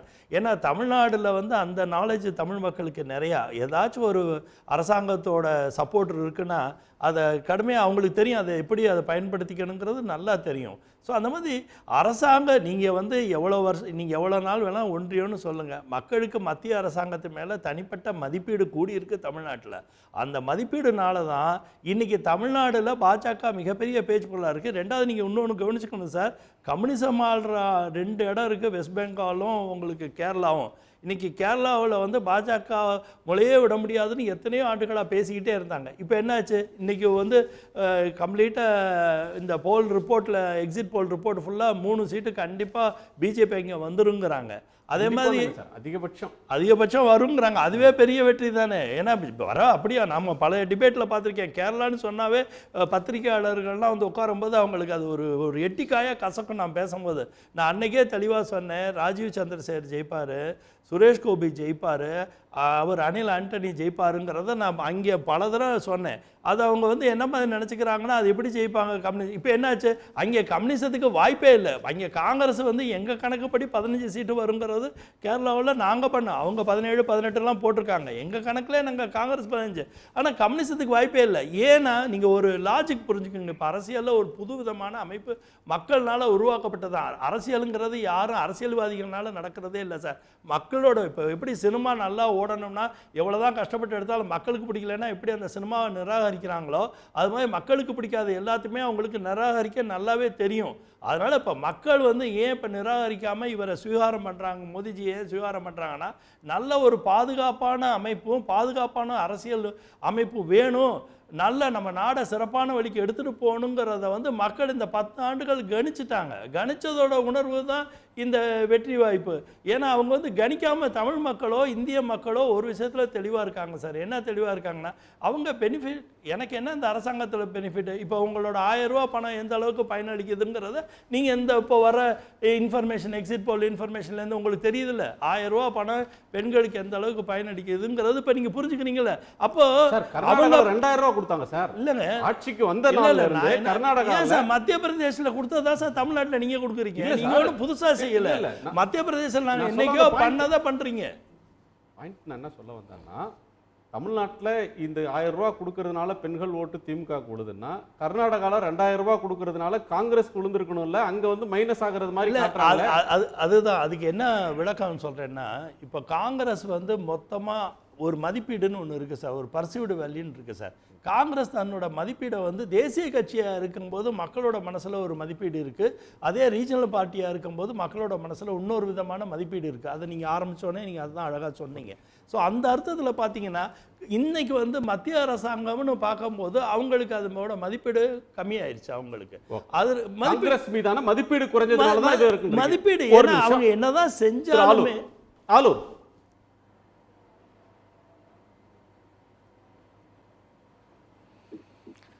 அதுதான் இந்த கேரளா முடிவும் தமிழ்நாடு முடிவும் கருத்து கணிப்புகளில் சொல்லதிலிருந்தே இந்த கருத்து கணிப்பு எவ்வளவு போலியானது அப்படிங்கிறது நமக்கு நிரூபணமாகுது. தமிழ்நாட்டில் அதிமுகவை மிஞ்சி பாஜக வளர்ந்துருச்சு அப்படிங்கிறத எந்த வகையிலும் ஏற்றுக்க முடியாது. அப்படி ஒன்றும் பாஜக தமிழ்நாட்டு மக்களின் சார்பில் நின்று வாதாடலை, தமிழ்நாட்டு மக்களுக்காக போராடலை, தமிழ்நாட்டு மக்களுக்காக பல கேட்ட திட்டங்களை கொண்டு வந்து தரலை. பாஜக தமிழ்நாட்டில் குழப்பம்தான் செய்திருக்கிறது, பொய்யா பேசியிருக்கிறார் அண்ணாமலை. அப்படிப்பட்ட ஒரு தலைவரின் கீழே அந்த கட்சி இங்கே வந்து எழுச்சி பெற்று விட்டது அப்படின்னா அது நம்பும்படியா இல்லை. இது அவர்களுக்கு உண்மை என்றால் கூட்டணி அமைஞ்சிருக்கணும். அவங்களுக்கு தமிழ்நாட்டில் மிகப்பெரிய அளவுக்கு வலிமை பெற்ற ஒரு கட்சியை வந்து கூட்டணி இந்த கூட்டணி வேணாம், இவங்களை சேர்த்துக்கிட்டா நமக்கு லாஸு, 40,000 ஓட்டு போச்சு, 30,000 ஓட்டு போச்சு பிஜேபியோட சேர்ந்து அப்படின்னு ஒரு கட்சி சொல்லாது. அப்போ பிஜேபி 18 விழுக்காடு வரைக்கும் வளர்ந்துட்டாங்க தமிழ்நாட்டில் அப்படின்னு என்பது உண்மை என்றால் அவங்களோட கூட்டணி சேர்றதுக்கு போட்டி போட்டுட்டு தமிழ்நாட்டு கட்சிகள் போயிருக்கணும். ஆனால் அவங்களோட கூட்டணி சேர்றதுக்கு ஆளை இல்லை. பாமகவை யாரும் கூட்டணியில் சேர்க்க தயாராக இல்லைங்கிறதுனால அவங்க போய் பிஜேபியோட சேர்ந்துக்கிட்டாங்க. இதுதான் தமிழ்நாட்டில் நம்ம பார்த்த காட்சி. எனவே மற்ற ஒரு கட்சி வளர்ந்துருக்கா இல்லையாங்கிறத மற்றவர்கள் புரிந்து கொள்வதை விட இன்னொரு அரசியல் கட்சிக்கு நல்லா தெரியும். அவங்க ரொம்ப துல்லியமாக கணக்கு போடுவாங்க, எந்த கட்சி வளர்ந்துகிட்டு இருக்கு, எந்த கட்சியினுடைய நிலை என்னவா இருக்குன்னு இன்னொரு கட்சிக்கு நல்லா தெரியும். அப்போ பிஜேபியோடு கூட்டணி சேர்வதற்கே தமிழ்நாட்டில் கட்சிகள் தயாரில்லை என்பது, அவங்க கூட்டணி இருந்த கட்சிகள் வெளியேறியதே அவங்க வந்து பின்னடைவை சந்தித்திருக்கிறார்கள் என்பதற்கான சான்று தான். எனவே இந்த கருத்து கணிப்புகள் என்பது கருத்து திணிப்பாகத்தான் நம்ம பார்க்கணும். இந்த கூட்டணி விஷயத்தை வந்து தம்பி எடுத்துகிட்டு வந்தாங்க. ஏன்னா இது வந்து ரொம்ப ஒரு புரிதல் இல்லைங்கிறது எனக்கு எல்லாரும் பேசுகிறதுலேருந்தே தெரியுது.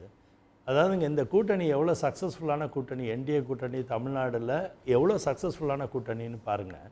அவங்க பன்னீர்செல்வம் அவங்க ஒரு ஆங்கிளில் ஒரு மதிப்பீடை கொண்டாந்து கொடுக்குறாங்க, அவங்க தினகரன் அவரோட மதிப்பீடு கொண்டாந்து ஒரு இடத்துல கொடுக்குறாரு, ஜான் பாண்டியன் ஒரு மதிப்பீடை கொண்டாந்து கொடுக்குறாரு. இந்த சைடு வந்து பிஎம்கே வந்து ஒரு 10 தொகுதியில் அவங்களோட கான்ட்ரிபியூஷன் இருக்குது. இப்போ இந்த கான்ட்ரிபியூஷன்லாம் நாங்கள் களப்பணியிலேருந்து வந்து பார்த்ததுனால எங்களோட புரிதல் என்ன இருந்ததுன்னா, கம்ப்ளீட்டாக பார்த்தீங்கன்னா 80 லட்சம் ஓட்டு வர்றதுக்கான வாய்ப்பு தமிழ்நாட்டில் பிஜேபிக்கு இந்த எலெக்ஷனில் இருக்குது, 80 lakhs ஓட்டு. அப்போது வந்து நீங்கள் அதுலேருந்து நீங்கள் கணக்கு பண்ணணும். நடந்ததே வந்து ஒரு 4.5 கோடி வாக்காளர்களில் 80 லட்சம் வாக்கு வருதுன்னா நீங்கள் அதுலேருந்து நீங்கள் கணக்கு பண்ணிங்கனாவே தெரிஞ்சு போயிடும் என்ன அளவுக்கு விகிதாச்சாரம் வளருதோ இல்லையோ, கட்சியோட வளர்ச்சி எந்த அளவுக்கு பெரும்பகுதி வளர்ந்துருக்கு. இத்தனைக்கும் உங்களுக்கு தெரியும், நிறைய முகங்கள் வந்து கட்சியில் ரொம்ப அவ்வளோ தூரத்துக்கு இது இல்லைன்னா கூட அவங்களுக்கு ஓட்டு விழுந்ததே ஜாஸ்தியாக விழுந்திருக்கு இந்த தடவை. ஏன்னா பாஜகவை வந்து இன்றைக்கி வந்து மக்களோட பார்வையில் முழு பார்வையாக ஆகுது, மோதி பார்வையாகவே இருக்காது, முழுக்க மோதி பார்வையாக இருக்குது. அந்த மோதியோட மிகப்பெரிய பார்வைனால தான் வந்து இன்றைக்கி பாஜகவோட வளர்ச்சி. அதை எடுத்துகிட்டு போய் ஒரு மெசஞ்சராக அதை கம்ப்ளீட்டாக ஆக்டிவாக ஹேண்டில் பண்ணவர் எங்கள் மாநில தலைவர் அண்ணாமலை அவர்கள். இது ரெண்டும் நடந்ததுனால தான் இந்த இம்பேக்ட் நடக்குது. இந்த ரிசல்ட் வரும்போது அவங்க சார் சொன்னபடி நம்ம 4ஆம் தேதி இதை பற்றி நல்ல ஆராய்ச்சி பேசுவோம். நம்மோட டெல்லியிலிருந்து திரு சந்திரசேகர் இணைஞ்சிருக்கிறார், மூத்த பத்திரிகையாளர். சார், இந்த கணிப்புகள் வெளியாகி இருக்கிறத நீங்கள் எப்படி பார்க்குறீங்க? ஒரு பிராட் ட்ரெண்ட்ஸை இண்டிகேட் பண்ணுது, மீண்டும் இந்த பிஜேபி ஆட்சி வரப்போகிறது அப்படின்னு சொல்கிற இந்த சஜஸ்ட் பண்ணுற இந்த கருத்து கணிப்புகளை ஏற்கிறீங்களா? இது நம்பகத்தன்மையற்றதுன்னு திரு ஆலூர் ஷானவாஸ் சொல்றார், கேள்வி கேட்கிறார், இதை டிஸ்கிரெடிட் பண்றார். நீங்க எப்படி பார்க்குறீங்க?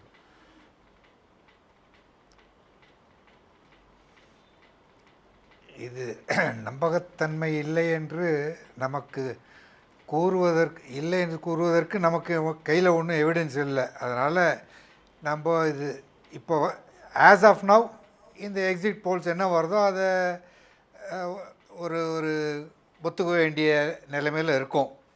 ஆனால் நிச்சயமாக 4ஆம் தேதி உங்களுக்கு நிச்சயமாக டெஃபினட்டாக இது எந்த பக்கமும் அலை வீசுதுன்னு தெரியும். 4ஆம் தேதி பெட்டி திறக்கிற வரையிலும் இதை ஏற்றுக்கணும்ன்றீங்க. பார்த்தா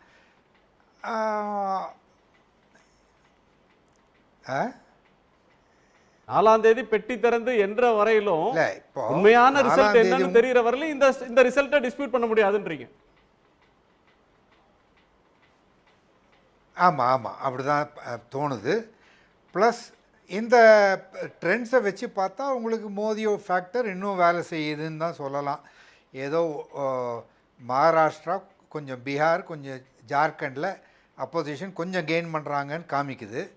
யூபியில் ஒன்றும் பெருசாக கெயின் பண்ணுற மாதிரி தெரியல.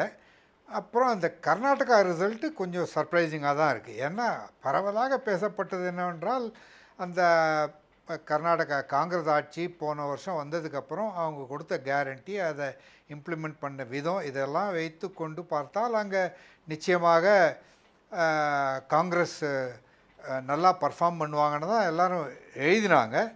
ப்ளஸ் உங்களுக்கு செகண்ட் ஃபேஸ் பூரா இந்த பிரஜ்வல் ரேவண்ணாவோட இந்த வீடியோ டேப்பு விஷயம் வெளியில் வந்ததுக்கப்புறம் கூட அங்கே ஒன்றும் ஒரு இம்பேக்ட் இருந்த மாதிரியே தெரியல. அதனால் மக்கள் எதுக்கு ஓட்டு போடுறாங்க, எப்படி ஓட்டு போடுறாங்கன்னு தெரியல. உங்களுக்கு வட இந்தியாவிலேயே பல பிரச்சனைகள் இப்போ கூட இருக்குது. நிறைய பேர் பேசுனாங்க அதை பற்றி. இந்த அக்னிவீர் பிரச்சனை, வேலையின்மை, விலைவாசி, மற்றும் இந்த 400 சீட்டு வாங்கினா இவங்க கான்ஸ்டியூஷனை மாற்றுவாங்க, ரிசர்வேஷன் பறிபோயிடும்ன்ற தலித்துக்கிட்ட ஒரு இதெல்லாம் எல்லா பேப்பர்லேயும் எல்லா கான்ஸ்டியூன்சி ரிப்போர்ட்லேருந்து வரும்போது தெரிகிறது. அப்படியும் உங்களுக்கு அவர் பிஜேபி வின் பண்ணுறாங்கன்னா இதில் இன்னும் அந்த Modi factor dominates everything else. அந்த அவருடைய வெல்ஃபேரிஸ்ட் ப்ரோக்ராம், அப்புறமா பெண்கள், மோதிக்கு இன்னும் அந்த பெண்கள்னு அந்த ஒரு வாக்கு வங்கி இன்னும் அந்த சோஷியல் வெல்ஃபேர் ஸ்கீம்ஸ் இம்ப்ளிமெண்ட் பண்ணுறதுல பெனிஃபிட் ஆகிறவங்க லாபார்த்தின்றாங்களே அவங்க, ப்ளஸ் இந்த மாதிரி யூத்துக்கு இன்னும் பெரிய ஒரு டிஸ்என்சான்ட்மெண்ட் வந்த மாதிரியும் தெரியல. அப்படி தான் இந்த எக்ஸிட் போல்ஸ் உண்மை என்றால் மோதியை பீட் பண்ணுவதற்கு இப்போதைக்கு இன்னும் அந்த எதிர்கட்சிகள் தயாராக இல்லை. ப்ளஸ் அவங்க இந்த எலெக்ஷனுக்கு 2 வருஷம் 2 மாதம் 2.5-3 மாதம் முன்னாடி ஃபைட் பண்ணால் போகாது. இன்னும் அது உங்களுக்கு இன்னும் கட்டமைப்பு போகலை கட்சிகளுக்கு. அவங்க யூபி, பீகார், மத்திய பிரதேஷ், குஜராத் எல்லா இடத்துலையும் அவங்க பிஜேபியோட கட்சி கட்டமைப்பு இன்னும் அப்படியே இருக்குது. சந்திரசேகர், நீங்க சொல்றது ரொம்ப முக்கியமான ஒரு பாயிண்ட். மோடி ஃபேக்டர் அப்படின்ற ஒன்று இந்த தேர்தல்ல இல்ல அப்படின்னு பலரும் ஒரு இதை எழுதிக்கிட்டே இருந்தாங்க. வட இந்தியாவில் தொடங்கி தென்னிந்தியா வரையிலும் ஃபீல்டுக்கு போன ரிப்போர்ட்டர்ஸ் பலரும் வேற விஷயங்களை தான் பேசினாங்களே தவிர ஒரு அலை அப்படின்ற ஒன்று கண்ணுக்கு தெரிஞ்சதா யாரும் எழுதலை. ஆனால் இந்த ட்ரெண்ட் உண்மை அப்படின்னு 4ஆம் தேதி புருவாச்சுன்னா மோடி அலை வீசி இருக்கு, மோடிக்கு ஆதரவான ஒரு மேண்டேட் இது அப்படின்றது புருவாகும். இப்போ முக்கியமான கேள்வி, மோடியை வீழ்த்தணும்னா இளைஞர்கள்ட்ட இன்னமும் அவர்கிட்ட ஒரு சலிப்பு ஏற்படலை, பெண்களுக்கு நலத்திட்டங்கள் போயிருக்கு, ஏழைகளுக்கு உணவு தானியத்தை இலவசமாக கொடுக்கக்கூடிய அந்த திட்டம்ன்றது ஏழைகள்கிட்ட ஒரு செல்வாக்க பெற்றிருக்கு. ஸோ ஏழைகளுடைய ஆதரவு, பெண்களுடைய ஆதரவு அவருக்கு இருக்கு, இளைஞர்களுக்கு சலிப்பு வரல அப்படின்றீங்க. ஒன்று அவர் மேல சலிப்பு வர்றது ஒரு கோணம், இன்னொன்று இவரை விட இவர் வரணும், இவர் நம்மை ஆளணும் அப்படின்னு ஒரு தலைவர் இவரை பீட் பண்ற அளவுக்கு இன்னொரு தலைவர் எமர்ஜ் ஆகி வந்தாதான் இளைஞர்கள்ட்ட அதை நோக்கின ஒரு நம்பிக்கை வரும். அது மிஸ் ஆகிறதா பாக்குறீங்களா?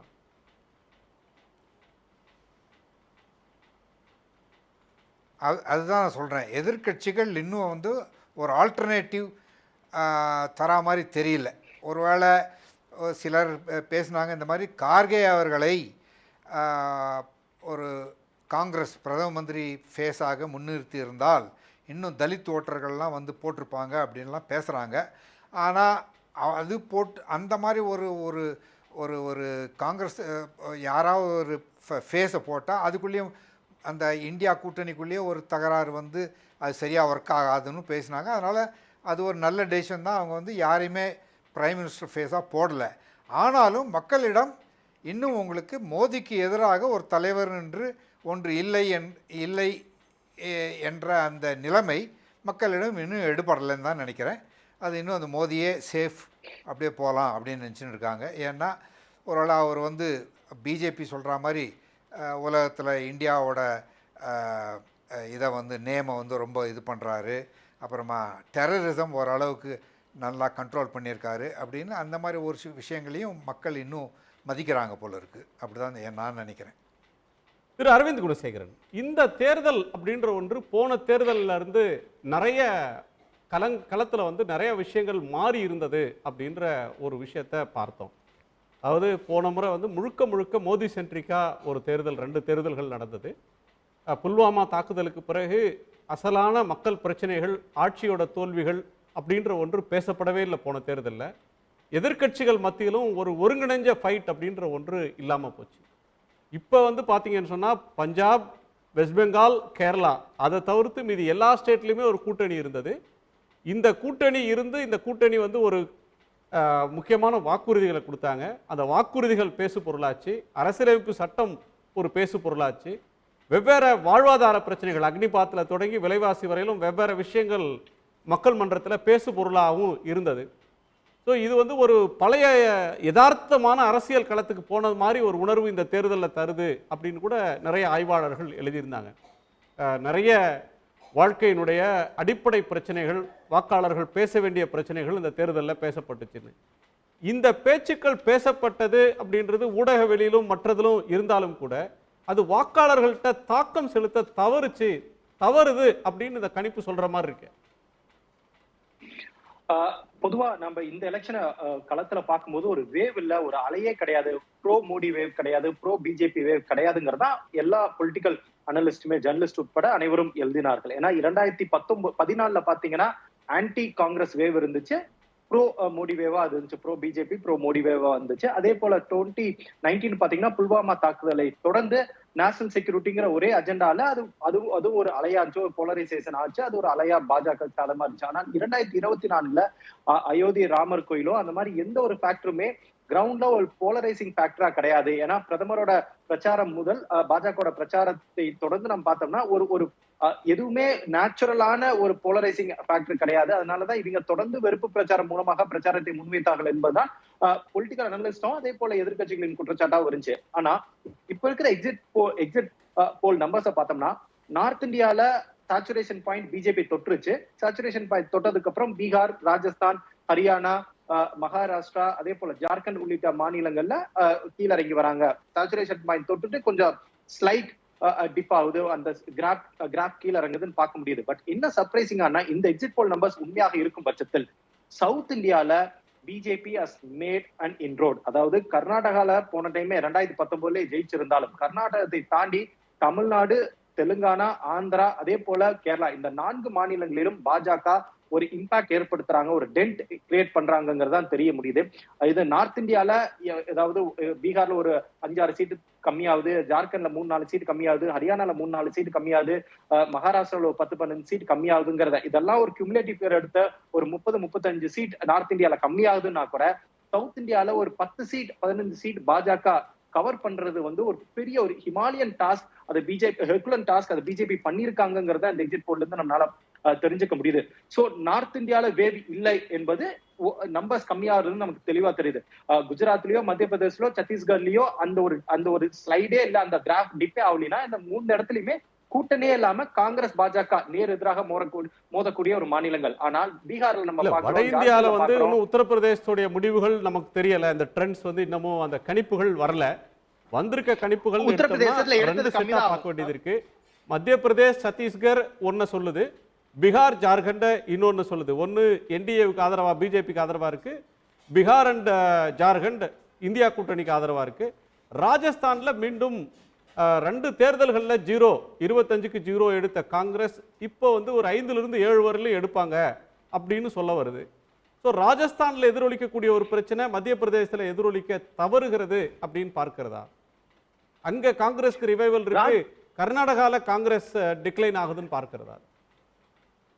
கர்நாடகா நம்பர்ஸ் ரொம்ப ஒரு ஆடான நம்பர்ஸா இருக்கு. அதனால கர்நாடகா விட்டுருவோம். ராஜஸ்தானை பத்தி பேசுவோம். ராஜஸ்தான்ல காங்கிரஸ் கட்சியோட கட்டமைப்பு இன்னமும் கொஞ்சம் மத்திய பிரதேச அளவுக்கு வீக் ஆகல. ஏன்னா அசம்பிளி எலெக்ஷன்லயே காங்கிரஸ் ஆட்சியை தக்க வைக்க முடியாதுன்னு தெரிந்தாலும் கூட மத்திய பிரதேசல காங்கிரஸ் ஆட்சிக்கு வருவார்கள், ஏன்னால் தொடர்ந்து 15 ஆண்டுகளான ஆன்டி இன்கம்பன்சி பிஜேபிக்கு எதிராக இருக்கு, ஆட்சிக்கு வருவார்கள் என எதிர்பார்க்கப்பட்ட காங்கிரஸ் மிக பெரும் தோல்வி மத்திய பிரதேசல சந்திச்சாங்க. அது காரணம் காங்கிரஸ் தலைவர்கள், மாநில தலைவர் அந்த கமல்நாத் மேல கடும் அதிருப்தி, அவர் கட்சியை வளர்ச்சி பாதை கொண்டே போல. அதனாலதான் குஜராத்ல காங்கிரஸ்க்கு இன்னைக்கு என்ன நிலைமை இருக்கோ அதே நிலைமை தான் மத்திய பிரதேசலயும் சரி சத்தீஸ்கர்லயும் சரி.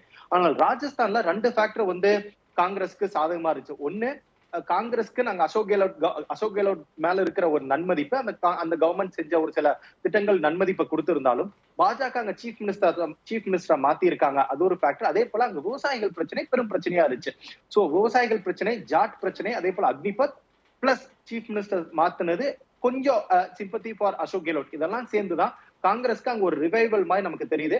ஹரியானாலயும் அதே ரிவைவல் தான் நம்மளால பார்க்க முடியுது, பீகார்ல பார்க்க முடியுது, ஜார்க்கண்ட்ல பார்க்க முடியுது. சோ இந்த ஃபேக்டர் பார்க்கும்போது யூபியிலையும் எதிர்கட்சிகளுக்கும் காங்கிரஸ்க்கும் அந்த ஒரு ரிவைவல் ஃபேக்டர் நம்மளால பார்க்க முடியும். டெல்லியில அது இல்ல, உத்தரகண்ட்ல இல்லைங்கிறது. ஏன்னா டெல்லியில ஒரு மிக பெரும் கூட்டணி ஆம் ஆத்மி கட்சியும் காங்கிரசும் இணைந்து போட்டியிட்டாலும் கெமிஸ்ட்ரி வைஸாக அந்த கூட்டணி அங்க எடுபடல அப்படிங்கறத நம்மளால களத்துல பார்க்க முடியும். இல்ல இன்னொரு ஃபேக்டரும் இதுல இருக்கு. சத்தீஸ்கர்லயோ அல்லது ஹிமாச்சல்லையோ ராஜஸ்தான்லயோ மத்திய பிரதேசத்திலோ அங்க இருக்கக்கூடிய பாப்புலரான பிஜேபி லீடர்களை ஒதுக்கிட்டு 3 முறை சீஃப் மினிஸ்டரா இருந்தவங்களை ஒதுக்கிட்டு புதிதாக ஒருத்தரை முகம் தெரியாத ஒருவர் முதலமைச்சராக வாய்ப்பு கொடுத்து அவரை தேர்ந்தெடுத்தாலும் கூட மோடியினுடைய செல்வாக்கில் அங்கேயும் ஜெயிக்க முடியும் அப்படின்றத இந்த ட்ரெண்ட் சொல்லுது அப்படின்ற ஒரு கோணமும் அதில் இருக்கு. திரு ரவீந்திரன் துரைசாமி நம்மோட இணைகிறார், அவரோட கோணத்தை கேட்கலாம். திரு ரவீந்திரன் துரைசாமி, தமிழ்நாடு தொடங்கி பல மாநிலங்களுடைய கணிப்பு முடிவுகள், எக்ஸிட் போல் முடிவுகளை நீங்க எப்படி பார்க்குறீங்க? ட்ரெண்டு வந்து சீட் கன்வர்ஷன் வந்து மாறுபடலாம். ட்ரெண்டு வந்து ஒரு ட்ரெண்டை காட்டுது. இந்தியாவில் பாஜக ஏற்கனவே வெற்றி பெற்ற மாநிலத்தில் மோடிக்கு ஆதரவான ஒரு வேவுங்கிற அளவுக்கே சொல்லலாம். அதே மாதிரி இங்கே தமிழ்நாட்டில் திமுக கழகத்துக்கு ஆதரவான ஒரு வேவ் இருக்குங்கிறத பார்க்க முடியுது. ஏற்கனவே இருந்தது தான், ஸ்டேட்டஸ் கோ பொசிஷன் தான். இதில் மீண்டும் லீடர் அபோவ் த பார்ட்டி ஆட்டு மோடி எஸ்டாப்ளிஷ் ஆகிறாரு. ஒரு சில இடங்களில் பாதிப்பு வந்ததுன்னா உத்தவ் தாக்கரே ஃபேக்டரில் மகாராஷ்டிராவில் பாதிப்பு இருக்கிறது தெரியுது. அங்கே அர்த்மெட்டிக்கலி என்டிஏ வீக் தான். அதே மாதிரி ராஜஸ்தானை பற்றி நீங்கள் பேசுனீங்க. ராஜஸ்தானில் வனவாசி பார்ட்டியும் ஒரு ராஜ்புட் யூத் அவர் ஏற்படுத்திய தாக்கமும், தென் ஒரு ஹனுமன் பெனிவால் ஒரு ஜாட் லீடர், இந்த 3 பேரும் ஏற்படுத்தின தாக்கம் வந்து ராஜஸ்தானில் சில பகுதிகளில் சில சீட்டுகளில் பெரிய அளவில் இருந்தது. அது பாஜகவுக்கு ஸ்வீப் பண்ண இடத்துல ஒரு இவங்க கருத்துப்படி சின்ன பாதிப்பை கொடுக்கறதா நாம் பார்க்குறோம். மற்றபடி குஜராத், மத்திய பிரதேசெல்லாம் ஏற்கனவே வந்து காங்கிரஸ் கட்சி ஸ்ட்ரக்சர்டு வைஸு அவங்க ஃபைட் பண்ணலை. இஷ்யூஸை சொன்னாங்க, அந்த இஷ்யூஸை தொடர்ந்து அவங்க உறுதியாக நின்று அதை பேசினாங்க. பட் களத்தில் காங்கிரஸுக்காரர்கள் வந்து தொடர் தோல்வியாக சந்தித்த இடங்கள்ங்கிறனால அவங்க மன வலிமையோட ஃபைட் பண்ண முடியலை. அதனால தான் அந்த பகுதிகளில் வந்து ஃபைட் இல்லாதனால்தான் போலிங்கும் கம்மியாக இருந்ததை நாம் பார்த்தோம்.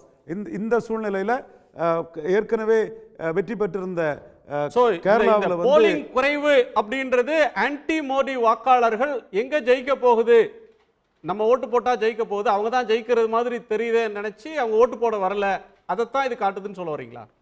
கண்டிப்பாக காங்கிரஸ்காரங்க வந்து கர்நாடகாவிலும் தெலுங்கானாவிலும் கூட ஃபைட் பண்ணாங்க. அந்த ஃபைட்டை குஜராத்திலும் மத்திய பிரதேசிலையும் அவங்க கொடுக்கல.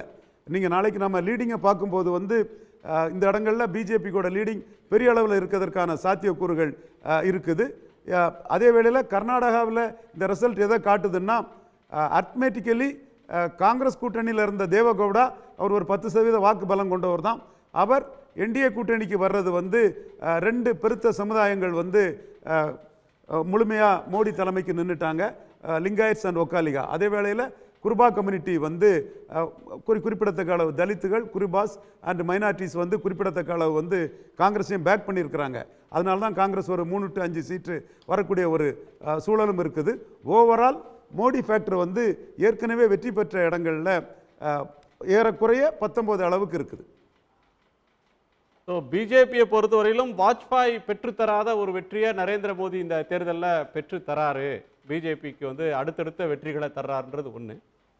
இன்னொரு கோணத்தில் 2 தேர்தல்கள் மோடி வேவ், ஃபஸ்ட்டு தேர்தலும் மோடி வேவ், 2வது தேர்தல் மோடி வேவ். இது வேவா இல்லையா அப்படின்றது வர 4ஆம் தேதி ஒரு கேட்டகாரிக்கெலாம் நமக்கு தெரியும். வேவா இல்லை பார்த்தா வேவ் மாதிரி தான் தெரியுது. வேவ் மாதிரி தான் தெரியுது. கேரளாவில் பாஜகவுக்கு வரக்கூடிய வாக்கு சதவீதங்கள் எல்லாம் பார்க்கும்போது அது ஒரு வேவ் மாதிரி தான் தெரியுது. கேரளாவில் வெற்றி பெற வாய்ப்பு இல்லை, அது வேவ் மாதிரி தான். இதுக்கு தவறு வந்து காங்கிரஸ் கையில் தான் இருக்குது. 2014 மன்மோகன் சிங்கை அவங்க ப்ரொஜெக்ட் பண்ணியிருக்கணும். 9ஆம் ஆண்டு மன்மோகன் சிங்கை ப்ரொஜெக்ட் பண்ணது அவங்களுக்கு பெரிய கெயினை கொடுத்தது. அப்படி இருந்த பிறகும் அவங்க அடுத்து 14 மன்மோகன் சிங்கை ப்ரொஜெக்ட் பண்ணலை, 19 யாரையும் ப்ரொஜெக்ட் பண்ணலை, 24 யாரையும் ப்ரொஜெக்ட் பண்ணாத சூழ்நிலையில் ஸ்டேபிள் கவர்மெண்ட்டுங்கிற ஒரு பாயிண்ட் இருக்குது. 80ஆம் ஆண்டில் இருந்து நேருவின் மகளே வருக, நிலையான ஆட்சியை தருக, அந்த கோஷத்தில் இருந்து இந்தியா முழுக்க 77 ஜனதா கவர்மெண்ட்டு 5 வருஷம் டென்யூரை முடிக்காமல் வீழ்ந்ததுலேருந்து ஒரு வேல்யூ இருக்குது. அது மோடி தலைமையில் பாஜகவால் தான் முடியுங்கிறதும் ஒரு நேஷ்னல் மைண்டட் ஓட்டர்ஸ்ட்டை அது மோடி தலைமைக்கு ஒரு பெரிய ப்ளஸ்ஸாக இருந்தது. 3 தேர்தலில் காங்கிரஸ் தன்னோட அஜாக்கிரதை குறைவால் அதை செய்ய தவறிட்டு, குறிப்பாக 2014 மன்மோகன் சிங் அவங்க ப்ரொஜெக்ட் பண்ணாத தவறுக்கு தான் இப்போ அவங்க பாடம் படிக்கிறாங்கன்னே நான் கருதுறேன். பிரைம் மினிஸ்டர் கேண்டிடேட் அப்படின்ற ஒன்று சொன்னால் தான் அவர் இந்த கவர்மெண்ட்டை ஸ்திரமாக நடத்துவாரா, அவரை கூட்டணி கட்சிகள்லாம் ஏற்றுப்பாங்களா, அவர் தலைமையில் ஒரு அணி ஃபைட் பண்ணுதா, அவரோட மெரிட்ஸ் என்ன அப்படின்னு பார்க்குற ஒரு பிரசிடென்ஷியல் ஃபார்ம் ஆஃப் எலெக்ஷன். அந்த தன்மையில் அந்த கவுண்டில் பிஜேபி ஜெயிக்குது, காங்கிரஸ் கோட்டை விட்டுச்சுன்னு சொல்கிறார். நீங்கள் எக்ஸிட் போலுக்கு வரக்கூடிய எண்களின் அடிப்படையில் பேசிகிட்டு இருக்கிறோம் அப்படிங்கிறத அவ்வப்போது நம்ம நினைவுபடுத்த வேண்டியதாக இருக்குது. முடிவுகள் வந்தபோது முடிந்த முடிவாக பேச வேண்டிய விஷயங்கள் எல்லாமே இப்போ பேசுகிறோமோங்கிற சந்தேகத்தோட தலைகீழாக இந்த முடிவுகள் மாறக்கூடும்னு நம்புறீங்க? நம்புகிறேன். ஏன்னா 2015 பீகார் சட்டமன்ற தேர்தலின் போது இப்படி தான் நடந்தது. அதாவது நிதிஷ்குமாரும் லாலு பிரசாத் யாதவும் கூட்டணியில் இருந்தாங்க. எக்ஸிட் போல் எல்லாமே பாஜகவுக்கு ஆதரவா ப்ரெடிக்ட் பண்ணாங்க. ஒரு வருஷத்துல 2014 அவர் ஆட்சிக்கு வரார், ஒரே வருஷத்துல இவங்க ஜெயிச்சுட்டாங்க. அதாவது அது போக எக்ஸிட் போல் மட்டும் இல்ல, அடுத்த நாள் கவுண்டிங் நடக்கும்போது கூட பாதி நேரம் ஆங்கில ஊடகங்கள் எல்லாம் ஒரு திசையிலையும் ஹிந்தி ஊடகங்கள் எல்லாம் இன்னொரு திசையிலையும் போயிட்டு இருந்தது. கடைசியில் ஒரே நிறுவனம் வந்து ஆங்கிலத்திலையும் ஹிந்திலையும் சேனல் நடத்துறவங்க வந்து ஆங்கில ராஜ்தீப் சர்தேசாய் ஆஜ் தக்ல வேற மாதிரி சொல்றாங்களே, இந்தியா டுடேல நம்ம வேற மாதிரி பேசிட்டு இருக்கிறோமே, திரும்ப ஒரு தடவை எல்லாத்தையும் ரிவைஸ் பண்ணிட்டு வருவோம்னு லைவ்லயே சொல்லிட்டு திரும்ப பார்த்தாரு. நிலைமைகள் எல்லாம் தலைகீழாக இருந்தது. நிதிஷ்குமாரும் லாலுவும் கூட்டணி வந்து லீடுங்கிற பொசிஷனுக்கு படிப்படியாக கொண்டு வந்து சேர்த்தாங்க. அதே மாதிரி பல்வேறு எலெக்ஷன்ஸில் எக்ஸிட் போலுக்கு பிறகும் கூட ரியல் ரிசல்ட் வந்து மாறி இருக்குது. இப்போ கடந்த டிசம்பரில் நடந்த 5 மாநில சட்டமன்ற தேர்தலில் கூட சில எக்ஸிட் போல்ஸ் வந்து டோட்டலி அகெயின்ஸ்டாக இருந்தது, ரிசல்ட்டுக்கு மாறாக இருந்தது. அதனால் முடிந்த முடிவாக கார்கே பிஎம்னு சொல்லியிருந்தால் ஒருவேளை நிலைமை மாறி இருக்கும், தலித் ஓட்டுகள் வந்திருக்குன்னுலாம் நண்பர் சந்திரசேகர் பேசினாரு. அந்த மாதிரிலாம் பேச வேண்டிய அவசியம் இல்லை. இதைத்தான் அகிலேஷ் யாதவ் சொன்னார் போல இருக்குது. தொண்டர்கள் சோர்வடைய வேண்டாம், தளர்ச்சி அடைய வேண்டாம், பாஜக வெற்றி பெறும் என்று ஊக செய்திகளை இன்று முழுதும் ஊடகங்கள் விதைக்கும். இல்ல, அவர் காலையிலே சொல்லிட்டாரு, 300 இடம் ஜெயிப்பாங்கன்னு சொல்லுவாங்க. அவங்க தான் அறுதி பெரும்பான்மை வந்துட்டு தான் சொல்லுவாங்க, எதிர்கட்சிகள் வாஷ் அவுட் ஆனதா சொல்லுவாங்க, இதெல்லாம் உளவியல் தாக்குதல், இதை நம்பாதீங்க காலையிலே போட்டார் அகிலேஷ். வாக்குப்பதிவை விட வாக்கு எண்ணிக்கை நாள் ரொம்ப ரொம்ப முக்கியமானது, வாக்கு எண்ணிக்கை மையங்கள் ரொம்ப முக்கியமானது வாக்குச்சாவடிகளையும் விட. அதனால வாக்கு எண்ணிக்கை மையங்கள்ல கட்சி தொண்டர்கள் சோர்வடைந்து விடாதீர்கள்ங்கிற மீனிங்ல ஊடகங்கள் கார்பரேட் மயமாயிடுச்சு, ஊடகங்கள் இயங்குற தன்மை எப்படி இருக்கு அப்படின்ற ஒரு இதுல இருந்து பார்க்கணும். நேற்றைக்கு காங்கிரஸ் ஒரு ஸ்டாண்ட் எடுக்கிறாங்க, எக்ஸிட் போல் அப்படின்ற ஒன்று வந்து நாங்கள் புறக்கணிக்கிறோம். என்ன சொன்னாங்கன்னா, மக்கள் வாக்களிச்சிட்டாங்க, 4ஆம் தேதி அதை எண்ண போகிறாங்க, அதற்கிடையில் இது என்ன எக்ஸிட் போல்னு ஒரு கூத்து, இது வந்து பங்குச்சந்தையை ஏற்றுற வணிகர்களுக்கும் ஊக வியாபாரிகளுக்கும் பயன் தரக்கூடிய ஒன்றுக்கு நாங்கள் ஏன் பார்ட்டியாக இருக்கணும், இது திட்டமிட்டு திணிக்கிற உளவியல் தாக்குதல்னு காங்கிரஸ் நேற்றைக்கு சொன்னாங்க. இன்னைக்கு அவங்க இந்தியா கூட்டணியே சேர்ந்து இல்லை போய் அங்கே போய் இதையே பேசுங்க அப்படின்னு சொல்லி அவங்க நிலைப்பாட்டை மாற்றிக்கிட்டாங்க. இந்த எக்ஸிட் போல் மேலே சந்தேகம் வர்றதுக்கு அது ஒரு முக்கியமான காரணம். எக்ஸிட் போல் மேலே சந்தேகம்ங்கிறது ஏன்னா கடந்த காலங்களில் இந்த 10 ஆண்டுகளில் ஊடகங்கள் எப்படி படிப்படியாக பாரதிய ஜனதா கட்சியினுடைய குரலுக்கு மாறான குரல்களை ஒலிப்பதற்கு தயங்குகின்றன அப்படிங்கிறத நம்ம பார்த்துட்டே இருக்கோம். முழுக்க கட்டுப்பாட்டுக்குள்ளே இருக்காங்கன்னு நான் சொல்லலை, ஆனால் அவர்களுக்கு மாறான குரலை ஒலிப்பதற்கு ஏன் தயங்குகின்றனங்கிற கேள்வி எப்போதும் இருக்குது. அப்படி ஒரு சூழலில் தான் இதை மாதிரி விஷயங்கள் பார்க்க வேண்டியது இருக்குது.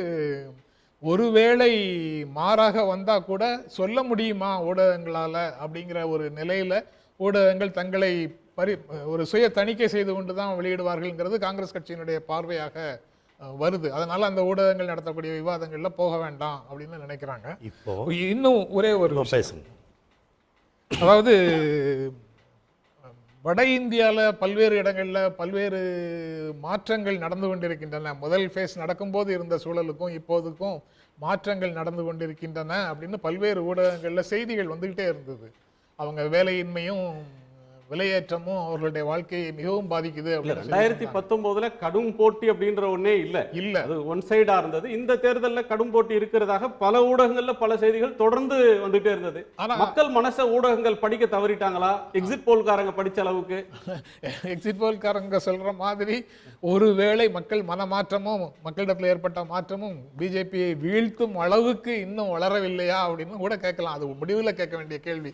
இப்போதே அந்த முடிவுக்கு வர வேண்டியது இல்லை அப்படின்னு நான் நினைக்கிறேன். சோ இது ஒரு எக்ஸிட் போல் தான். இதுக்கு அளவுக்கு மீறின முக்கியத்துவத்தை தராதீங்க. அப்சல்யூட் நம்பர்ஸ், அபிஷியல் நம்பர்ஸ் வெளியாகட்டும், அன்னைக்கு இதோட மெரிட்ஸை பேசலாம்.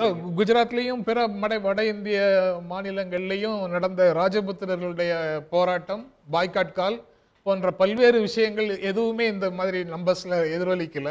ஜாட்டு தலித்துகள்ட்ட ஏற்பட்ட அந்த எதுவுமே எதிரொலிக்கல. அப்போ சில பத்திரிகையாளர்கள் அல்லது சில பத்திரிகைகளினுடைய விருப்பத்திற்கு தகுந்த செய்திகள் தான் கடந்த ஒரு 20-25 நாட்களாக வந்ததா அப்படிங்கிற கேள்வியையும் சேர்த்து நம்ம 4ஆம் தேதி தான் வர்றதுக்கு முன்னாடியே அகிலேஷும் சரி காங்கிரஸும் சரி மற்றவர்களும் இத டிஸ்மிசிவா பாக்குற, இதுக்கு எந்த கிரெடிபிலிட்டியும் தரக்கூடாதுன்ற எண்ணத்துல அவங்க வெளிப்படுத்தின உணர்வை உங்க கருத்தோட சேர்த்து பார்க்க வேண்டியதா இருக்கு. ஒரு சந்தேகமும் பார்க்கணும். அந்த மாதிரி கருத்தை ஏன் வெளியெடுத்துக்கிறாங்கன்னா அவங்களோட கட்சியை ப்ரொடெக்ட் பண்ணணும். ஏன்னா இப்போவே டிஸ்மேண்டில் ஆகிடக்கூடாது, ரிசல்ட் வரதுக்கு முன்னாலே கட்சியெல்லாம் டிஸ்மேண்டில் ஆகிடக்கூடாதுங்கிற பயத்தில் முன்னாலே கூட முட்டாய்ப்பாக கூட அதான் அந்த கவலையை இப்போவே ஆரம்பிச்சிட்டாங்க. அதுக்கு தான் தன்னை இப்போ காட் பண்ணிக்கிறதுக்காண்டி பேசுகிற வச்சு. இதில் நம்ம ஒரு விஷயத்தை இந்த டிபேட்டில் கம்ப்ளீட்டாக மிஸ் பண்ணிட்டோம். இந்த ஒடிசாவை பற்றி நம்ம பேசவே இல்லை. பேச போகிறோம். அப்படியா? சரி, ரைட். நான் ஆரம்பிக்கலாமா? தான் சரி. இந்த ஒடிசாவில் பார்த்திங்கன்னா பாரதிய ஜனதா கட்சி தான் இந்த தடவை அரசாங்கத்தை பண்ண போகிறாங்க. கிட்டத்தட்ட எங்கள் கணிப்பு 72 சீட்டு ஜெயிப்பாங்க. இங்கே 74 வேணும், இருந்தாலும் 72 சீட்டு ஜெயிக்கிறதுக்கு வேணுங்கிற எல்லா வாய்ப்புகள் இருக்குது. அவர் தொடர்ந்து ஆட்சி பண்ணிக்கிட்டு இருந்தார் நவீன், உங்களுக்கு தெரியும். அவரோட ஸ்டைல் ஆஃப் ஃபங்க்ஷனாலிட்டி எல்லாமே தெரியும். அதுக்கப்புறம் நம்மளோட ஐஏஎஸ் ஆஃபீஸரோட ப்ரொசீட் பண்ணது அதெல்லாம் தெரியும். பட் ஏன் ஒடிசா மக்கள் நீங்கள் பார்த்தீங்கன்னா ரொம்ப பின்தங்கின மக்கள் அதிகமாக இருக்குது. நம்ம தமிழ்நாட்டுக்கு அதிகமான வேலைக்கு வரவங்கலாம் பார்த்திங்கன்னா ஒரிசாவிலேருந்து வரவங்க கூட ஜாஸ்தியாக இருப்பாங்க.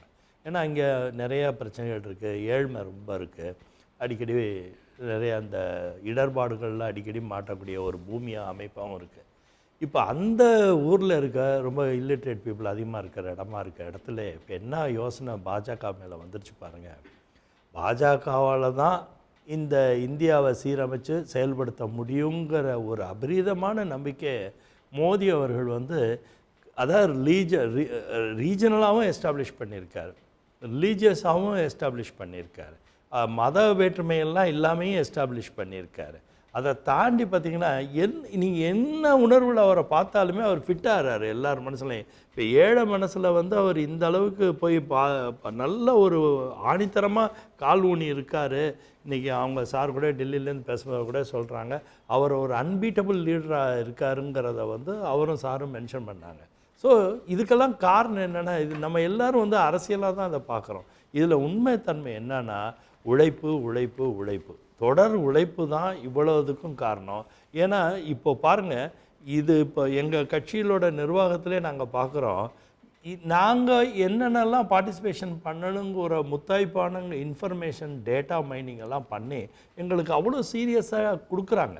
அந்த மாதிரி எத்தனை கட்சிகளுக்கு வந்து அந்த அளவுக்கு வந்து இன்ஃபர்மேட்டிவாக இருக்கிறதுக்கு முன் யோசனையாக இது நடக்கும், இது நடக்காது, இது நடந்தால் இது மாதிரி செயல்படணும் அப்படிங்கிற இன்ஃபர்மேஷனை தொடர்ந்து கொடுக்கக்கூடிய அளவுக்கு we have a complete ஒரு ஒரு ஒரு டேட்டா மைனிங் ஒரு இண்டஸ்ட்ரியாகவே நடக்குது. தேர்தலை வந்து ரொம்ப நுட்பமா, தீவிரமாகவும் இன்டென்ஸா அணுகுது. ரொம்ப இன்டென்சிவா தொடர்ந்து பேசலாம். திரு ரவீந்திரன் துரைசாமி, 2-3 விஷயத்தை இதில் பேச வேண்டியது இருக்கு. ஒன்று, பிஜேபியுடைய லீடர்ஷிப் அப்படின்னு எடுத்துக்கிட்டா ஒரு அன்சேலஞ்சு லீடராக மோடி மீண்டும் எமர்ஜ் ஆகிறாருன்னு இந்த சர்வே சொல்லுது. 400ன்னு எந்த சர்வேயும் சொல்லலை. எல்லோரும் ஆப்கி பார் 400 நாங்களே, அந்த 400 பார் வரல, அதுக்கு கொஞ்சம் கீழே வந்து நிற்கிறாங்க. இதில் இவரை சேலஞ்ச் பண்ணக்கூடிய ஒரு லீடர்ஸாக எடுத்துக்கிட்டிங்கன்னு சொன்னால், ஒரு தமிழ்நாட்டை பொறுத்தவரையிலும் பிஜேபிக்கு மிக அதிகமான இடங்களை எதிர்த்து பெறக்கூடிய ஒரு ஸ்டேட்டாக தமிழ்நாடு இருக்குது. அதனுடைய முதலமைச்சர் திமுக தலைவர் திரு ஸ்டாலின். அடுத்ததாக ஒரு சேலஞ்சர் ஓரளவுக்கு நம்பர்ஸ் எடுக்கக்கூடிய ஒரு தன்மை இண்டிகேட் பண்ணுறது ஒன்று உத்தவ் தாக்கரே, அடுத்தது தேஜஸ்வி, கொஞ்சம் அகிலேஷ். இன்னொரு பக்கம் எடுத்துக்கிட்டா மம்தா எவ்வளோ தூரம் லூஸ் பண்ணுறாங்கன்னு தெரியல. நவீன் ஜெகன், இவங்க 2 பேரும் பிஜேபி ஆதரவாக இருந்தவங்க, இப்போ ஃபென்ஸ் சிட்டர்ஸாக இருந்தாங்க. இப்போ இந்த 2 பேரும் ஆட்சியை தக்க வைப்பாங்களா, விட போகிறாங்களா, அவங்க சீட் இப்போ ஆட்டம் காண தொடங்கிடுச்சா அப்படின்ற ஒரு கொஷின் இருக்குது. காங்கிரஸோட சீஃப் மினிஸ்டர்ஸ் சித்தராமையாவோ அல்லது ரேவந்த் ரெட்டி போன்றவர்களோ தெலுங்கானாவில் அவங்களால டெலிவர் பண்ண முடியல. மம்தா பானர்ஜியோ டெலிவர் பண்ண முடியல. கெஜ்ரிவாலால் டெல்லியை வெற்றி கொள்ள முடியுமா அப்படின்றது இந்த நிமிஷத்தில் வரக்கூடிய ட்ரெண்ட்ஸ் வந்து நெகட்டிவாக இருக்குது. இப்போ தமிழ்நாட்டில் ஸ்டாலினாலையும் உத்தவ் தாக்கரேயால், தேஜஸ்வி யாதவால், அகிலேஷ் யாதவால் கொடுக்கக்கூடிய ஒரு ஃபைட்டை மற்ற லீடர்ஸ் எங்கே மிஸ் பண்ணுறாங்க? அதில் உத்தவ் தாக்கரே பிஜேபி அலையன்ஸ்லேயே இருந்தவர். அவர் வெளியேறின பிறகு அர்த்மெட்டிக்கலி பிஜேபி வந்து அங்கே பாதிக்கப்பட்டிருக்குது. ஏற்கனவே கூட வந்த ஷிண்டேயும் அஜித் பவாரும் வந்து, அஜித் பவார் தான் கூடுதலாக வந்திருக்கார். ஷிண்டே உத்தவ் தாக்கரே கூட இருந்தவர். அவங்க வந்து உத்தவ் தாக்கரேயோட அந்த லாஸை அஜித் பவாரால் காம்பன்சேட் பண்ண முடியலை.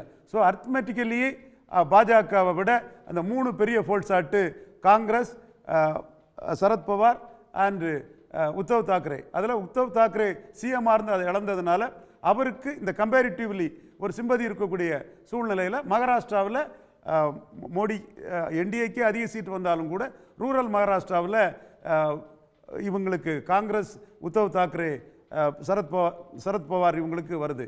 ஏற்கனவே நம்ம இந்த அரங்கத்திலே பேசின மாதிரி ரூரல் மகாராஷ்டிராவில் போலிங் அதிகமாக இருக்குது. அது இந்த பிஜேபிக்கு எதிரான இந்த கூட்டணிக்கு ஒரு சாதகமான சூழ்நிலையை ஓரளவு கொடுக்கலாம். நகர்ப்புறங்களில் ஃபைட் கொடுக்க முடியல, ரூரலில் ஃபைட் கொடுத்து போலிங் அதிகமாக இருக்காங்கங்கிறது ஒரு சாதகமான சூழ்நிலை நம்ம பார்த்தோம். அர்த்மெட்டிக்கலும் ஸ்ட்ராங்காக இருந்து ஃபைட்டும் கொடுத்ததின் பலனாக அவங்களுக்கு குறிப்பிடத்தக்க சீட்டுகள் வந்து அங்கே கிடைக்குது. அகிலேஷ் யாதவ் பொறுத்தவரையில் அவருக்கு வந்து உத்தரப்பிரதேசில் முலாயம் சிங் யாதவ் பெறாத ஒரு வெற்றின்னா வெற்றி பெறல, அந்த பெர்சன்டேஜ் ஆஃப் ஓட்ஸ் ஒரு 30% மேலே தாண்டி பெற்றுட்டாருன்னா அவருக்கு வந்து இதர சமூகங்கள் மத்தியில் ஒரு பெரிய அக்செப்டன்ஸ் கிடச்சிருக்குது. அவருடைய மனைவி கூட, காதல் மறுமணம் செய்த மனைவி கூட ஒரு அப்பர் காஸ்ட் ராஜ்புட் வகுப்பை சேர்ந்தவர் தான். முலாயம் சிங் யாதவை பார்த்த மாதிரி அவரை பார்க்கல. என்றாலும் அவருக்கு என்ன பின்னடைவுன்னா, இது மக்களவை தேர்தல்னு சொல்லும்போது மோடிக்கு இருக்கக்கூடிய ஒரு பெரிய பலம் தான் அவருக்கு இன்னைக்கு என்டி அளவுக்கு வந்து அவரால் சீட் கன்வெர்ட் பண்ண முடியலை. நாளைக்கு அசம்பிளி எலெக்ஷன் வரும்போது அவர் பெரிய சேலஞ்சராக இருக்கிறதுக்கான வாய்ப்புகள் யூபியில் இருக்கத்தான் செய்யுது. இதை நம்ம ஜஸ்ட் லைக் தட் இதை புறந்தள்ள முடியாது. காரணம், சட்டமன்ற தேர்தல் நடக்கும்போதே யோகிக்கு எதிராக பிராமணர்கள் இருந்தாங்க. அந்த எதிராக இருந்தார்கள் என்றால் மோடியை இப்பொழுது ஆதரித்த அளவுக்கு யோகி அன்னைக்கு ஆதரிச்சிருக்க மாட்டாங்க. அதே மாதிரி கோரி குருமி சமூகத்தவர்கள் எங்கள் வாக்கில் பாஜக வெற்றி பெற்றுவிட்டு யோகி கையில் பதவியை, ராஜ்புட் கையில் பதவியை கொடுத்து விட்டார்கள் என்ற அதிருப்தி யோகி மீது அவர்களுக்கு இருந்தது. இந்த மாதிரிப்பட்ட அதிருப்திகளை அது மட்டுமல்ல, தலித் மக்கள் குதிரையில் பயணம் செய்யும் போது முதலமைச்சரின் சமூகத்தைச் சேர்ந்தவர்கள் பெரிய இடர்பாடுகளை அங்கே செய்த செய்திகளும் உத்தரப்பிரதேசத்தில் வந்ததை நாம் பார்த்தோம். இந்த சூழ்நிலையை கருத்தில் கொண்டுதான் அமித்ஷா அவர்கள் 24 மோடியை பிரதமராக்க யோகிக்கு வாக்களிங்கன்னு சொன்னார். அந்த ஃபேக்டர் தான் இப்போ ரிஃப்ளெக்ட் ஆகி மோடிக்கு யோகியை விட ஒரு 6-7% வாக்குகள் அதிகம் கிடைப்பதற்கான வாய்ப்புகள் இருக்கிறது. என்றாலும் இந்த மக்களவை தேர்தலிலே அகிலேஷ் யாதவ் இந்த அளவுக்கு தாக்கு பிடிக்கிறார் என்றால் வரும் சட்டமன்ற தேர்தலில் அகிலேஷோட தாக்கங்கள் பெரிதாக இருக்கும். ஜென்ராமோட கருத்தை நாடாளுமன்ற தேர்தல்ன்றது மோடி சென்ட்ரிக்கா நடக்கக்கூடிய தேர்தல்லையே அவரை ஓரளவுக்கு சேலஞ்ச் பண்ண முடியும், வீழ்த்த முடியும் அப்படின்னு ப்ரூவ் பண்றவங்களால சட்டமன்றத்துக்கு போகும்போது அது அகிலேஷாக இருந்தாலும் தேஜஸ்வியா இருந்தாலும் உத்தவ் தாக்கரேயா இருந்தாலும் அவங்களால இதை விட பெட்டரா பெர்ஃபார்ம் பண்ண முடியும்னு சொல்ல வரீங்க? கண்டிப்பாக அப்படிதான் நடந்திருக்கு. அதனால தான் நான் லீடர் எபோவ் த பார்ட்டி மோடிங்கிறத நான் சொல்லிட்டு இருக்கிறேன். ஜென்ராமோட கருத்தை நான் மதிக்கிறேன். ஜென்ராம் சொல்ற மாதிரி இது ஒன்றும் ரிசல்ட் அல்ல, 4ஆம் தேதி தான் ரிசல்ட் வரும். பட் இந்த இடத்துக்குள்ள நாம என்ன பார்க்குறோம்னா 19 இந்த கருத்து கணிப்பாளர்கள் கொடுத்ததை விட அதிக சீட்டு மோடி வந்தாருங்கிறதை நம்ம மறுத்துற முடியாது. 3 மாநிலங்களில் அந்த கருத்து கணிப்பாளர்கள் கொடுத்ததை விட அதிக சீட்டு மோடி வந்தால் மறுக்க முடியாது. ஜென்ராம் சிரிக்கிறாரு. கண்டிப்பாக இதை விட அதிக சீட்டு வருங்கிற புள்ளிக்குள்ள நான் ஆர்கியூ பண்ணலை. ட்ரெண்டு இதை மாதிரி தான் இருக்குங்கிறத நான் தமிழ்நாட்டிலும் சரி மோடி வெற்றி பெற்ற மாநிலங்களிலும் இருக்குங்கிறத நான் உறுதியாக நம்புகிறேன். ஓரளவுக்கு காங்கிரஸுக்கான இடம் அப்படின்றது ஹரியானா, கேரளா, மகாராஷ்டிராவில் சில பகுதிகள், பீகாரில் கொஞ்சம். இதை தாண்டி அதனுடைய ஸ்ட்ராங் ஹோல்டு அப்படின்ற இடம் கர்நாடகாவை அவங்க பெரிதும் எதிர்பார்த்தாங்க. அவங்களுக்கு அங்கே ஒரு டிக்ளைன் இருக்கிறத பார்க்குறோம். திரு சந்திரசேகர், ராகுல் காந்தி ஒரு தீமை முன் வச்சு இந்த தேர்தலை சந்திச்சார். பிரைம் மினிஸ்டர் கேண்டிடேட்டா அவரையோ அல்லது கார்கேயோ முன்னிறுத்தி தேர்தலை சந்திச்சிருக்கணும் அப்படின்னு சொல்றதும், அது இவங்களுக்கு ஒரு எட்ஜை கொடுத்துருக்கலாம், அதை காங்கிரஸ் கோட்டை விட்டு விட்டது அப்படின்னு சொல்றது எப்படி பார்த்து?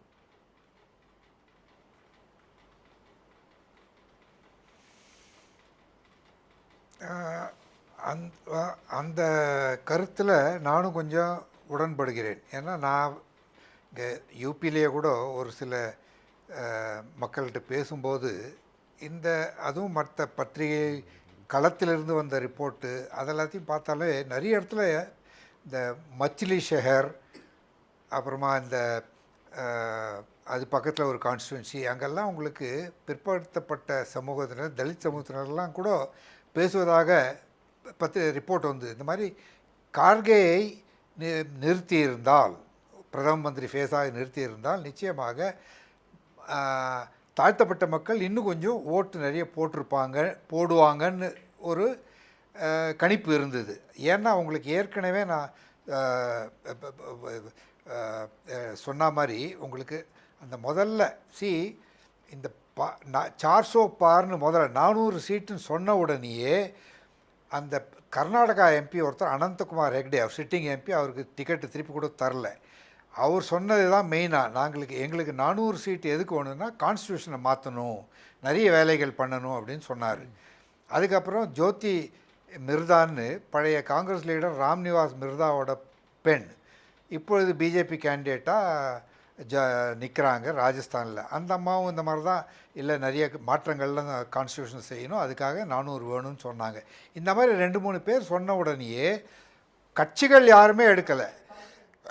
ஆனால் ஒரு தலித் சமுதாயத்தினரிடம் மற்ற தாழ்த்தப்பட்ட சமுதாயத்தினரிடம் ஒரு பரவலாக ஒரு கருத்து ஓங்க ஆரம்பித்தது. என்னன்னா இவங்க கேட்குற இந்த மெஜாரிட்டி 400க்கு மேலே வேண்டிய மெஜாரிட்டின்னா இவங்க கான்ஸ்டியூஷனை மாற்றுவாங்க, நம்மளுடைய இடஒதுக்கீடை பறிப்பாங்கன்னு சொல்ல ஆரம்பித்தாங்க. அது ஃபஸ்ட்டு ஃபேஸு. செகண்ட் ஃபேஸில் எதிர்கட்சிகளால் பெரிசாக பேசப்படவில்லை. ஆனால் பிஜேபிக்கு இது கிரவுண்ட் ரிப்போர்ட்ஸில் தெரிய வந்தது. ஏன்னா ட்ரைபல் வாய்ஸு இந்த மாதிரி உங்களுக்கு நிறைய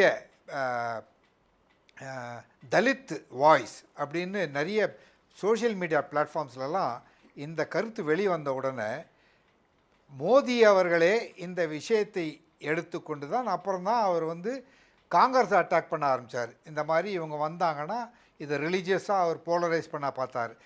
முஸ்லீம்ஸுக்கு பிடிங்கி கொடுத்துருவாங்க உங்களுடைய ரிசர்வேஷன்லாம் அப்படின்னு. அதுக்கப்புறம் உங்களுக்கு ஓப்பனாகவே காங்கிரஸும் மற்ற எதிர்கட்சிகளும் இந்த விஷயத்தை பிஜேபி இந்த 400 கேட்குறது எதுக்குன்னா இவங்களை ரிசர்வேஷனை பிடுங்கிறதுக்கு தான் அப்படின்னு. ரிசர்வேஷனை க்ளோஸ் பண்ணுவாங்க. ஏன்னா 2015 அவர் பீகார் எலெக்ஷன் நடக்கும்போது ஆர்எஸ்எஸ் சீஃப் மோகன் பாகவத் பேசினார் இதை பற்றி. அதனாலேயே அந்த பீகார் எலெக்ஷனில் அவங்க அடி வாங்கினாங்கன்னு ஒரு கருத்து இருக்குது.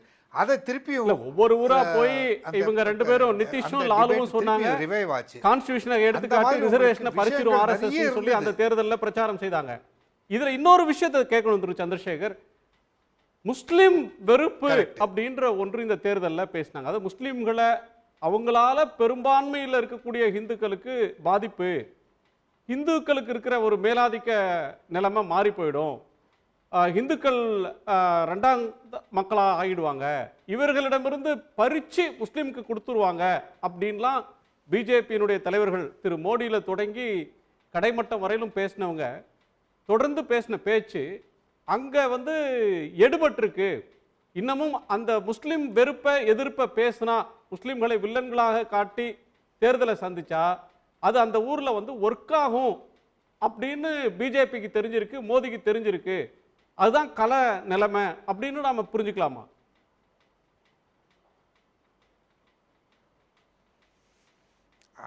நீங்கள் சொல்கிற இந்த எக்ஸிட் போல் ட்ரெண்டெல்லாம் பார்த்தா திருப்பியும் அப்படி தான் அந்த விஷயம் ஒரு ஒரு பெரிய எதிர்ப்பை ஏற்படுத்தின மாதிரி தெரியல. அந்த மாதிரி இன்னும் அந்த மக்கள் ஒரு ஹிந்துத்வாவை பின்பற்றுகிற மக்கள் மற்றும் முஸ்லீம் எதிர்ப்பு ஃபீலிங்கை வச்சுருக்கவங்க, நர்ச்சர் பண்ணுறவங்க அந்த கருத்தோடு தான் இருக்காங்கன்ற மாதிரி தான் தெரியுது. ஆனால் கள நிலவரம் அந்த கள ரிப்போர்ட்டெல்லாம் வந்தபோது நிறைய பேர் நாங்கள் இந்து மக்களே நிறைய பேர் இதென்ன இவர் எப்போ பார்த்தாலும் முஸ்லீம் பேசுகிறாரு, இது சும்மா எல்லாம் இப்போ 10 வருஷம் ஆயிடுச்சு, இனிமேல் இதை மாதிரி பேசியிருந்தால் பிரயோஜனம் இல்லை, இனிமேல் நம்ம வி ஹேவ் டு மூவ் ஃபார்வர்டுன்னு தான் பேசிகிட்டு இருந்தாங்க. அப்படி தான் ரிப்போர்ட்ஸ் வந்தது. ஆனால் ட்ரெண்டு இப்போ காமிக்கிறத பார்த்தா அவங்களுக்கு பழைய அந்த ராம் மந்திரே, இந்த ராமர் கோயில் கட்டினதே ஒரு பெரிய விஷயமாக எடுபடவில்லை என்று தான் நினைத்திருந்தோம். ஆனால் இப்போ பார்த்தா அவங்களுக்கு அதுவும் ஒரு ஃபேக்டராக தான் இருந்திருக்கு. அந்த மாதிரி ஒரு ஒரு பிளவு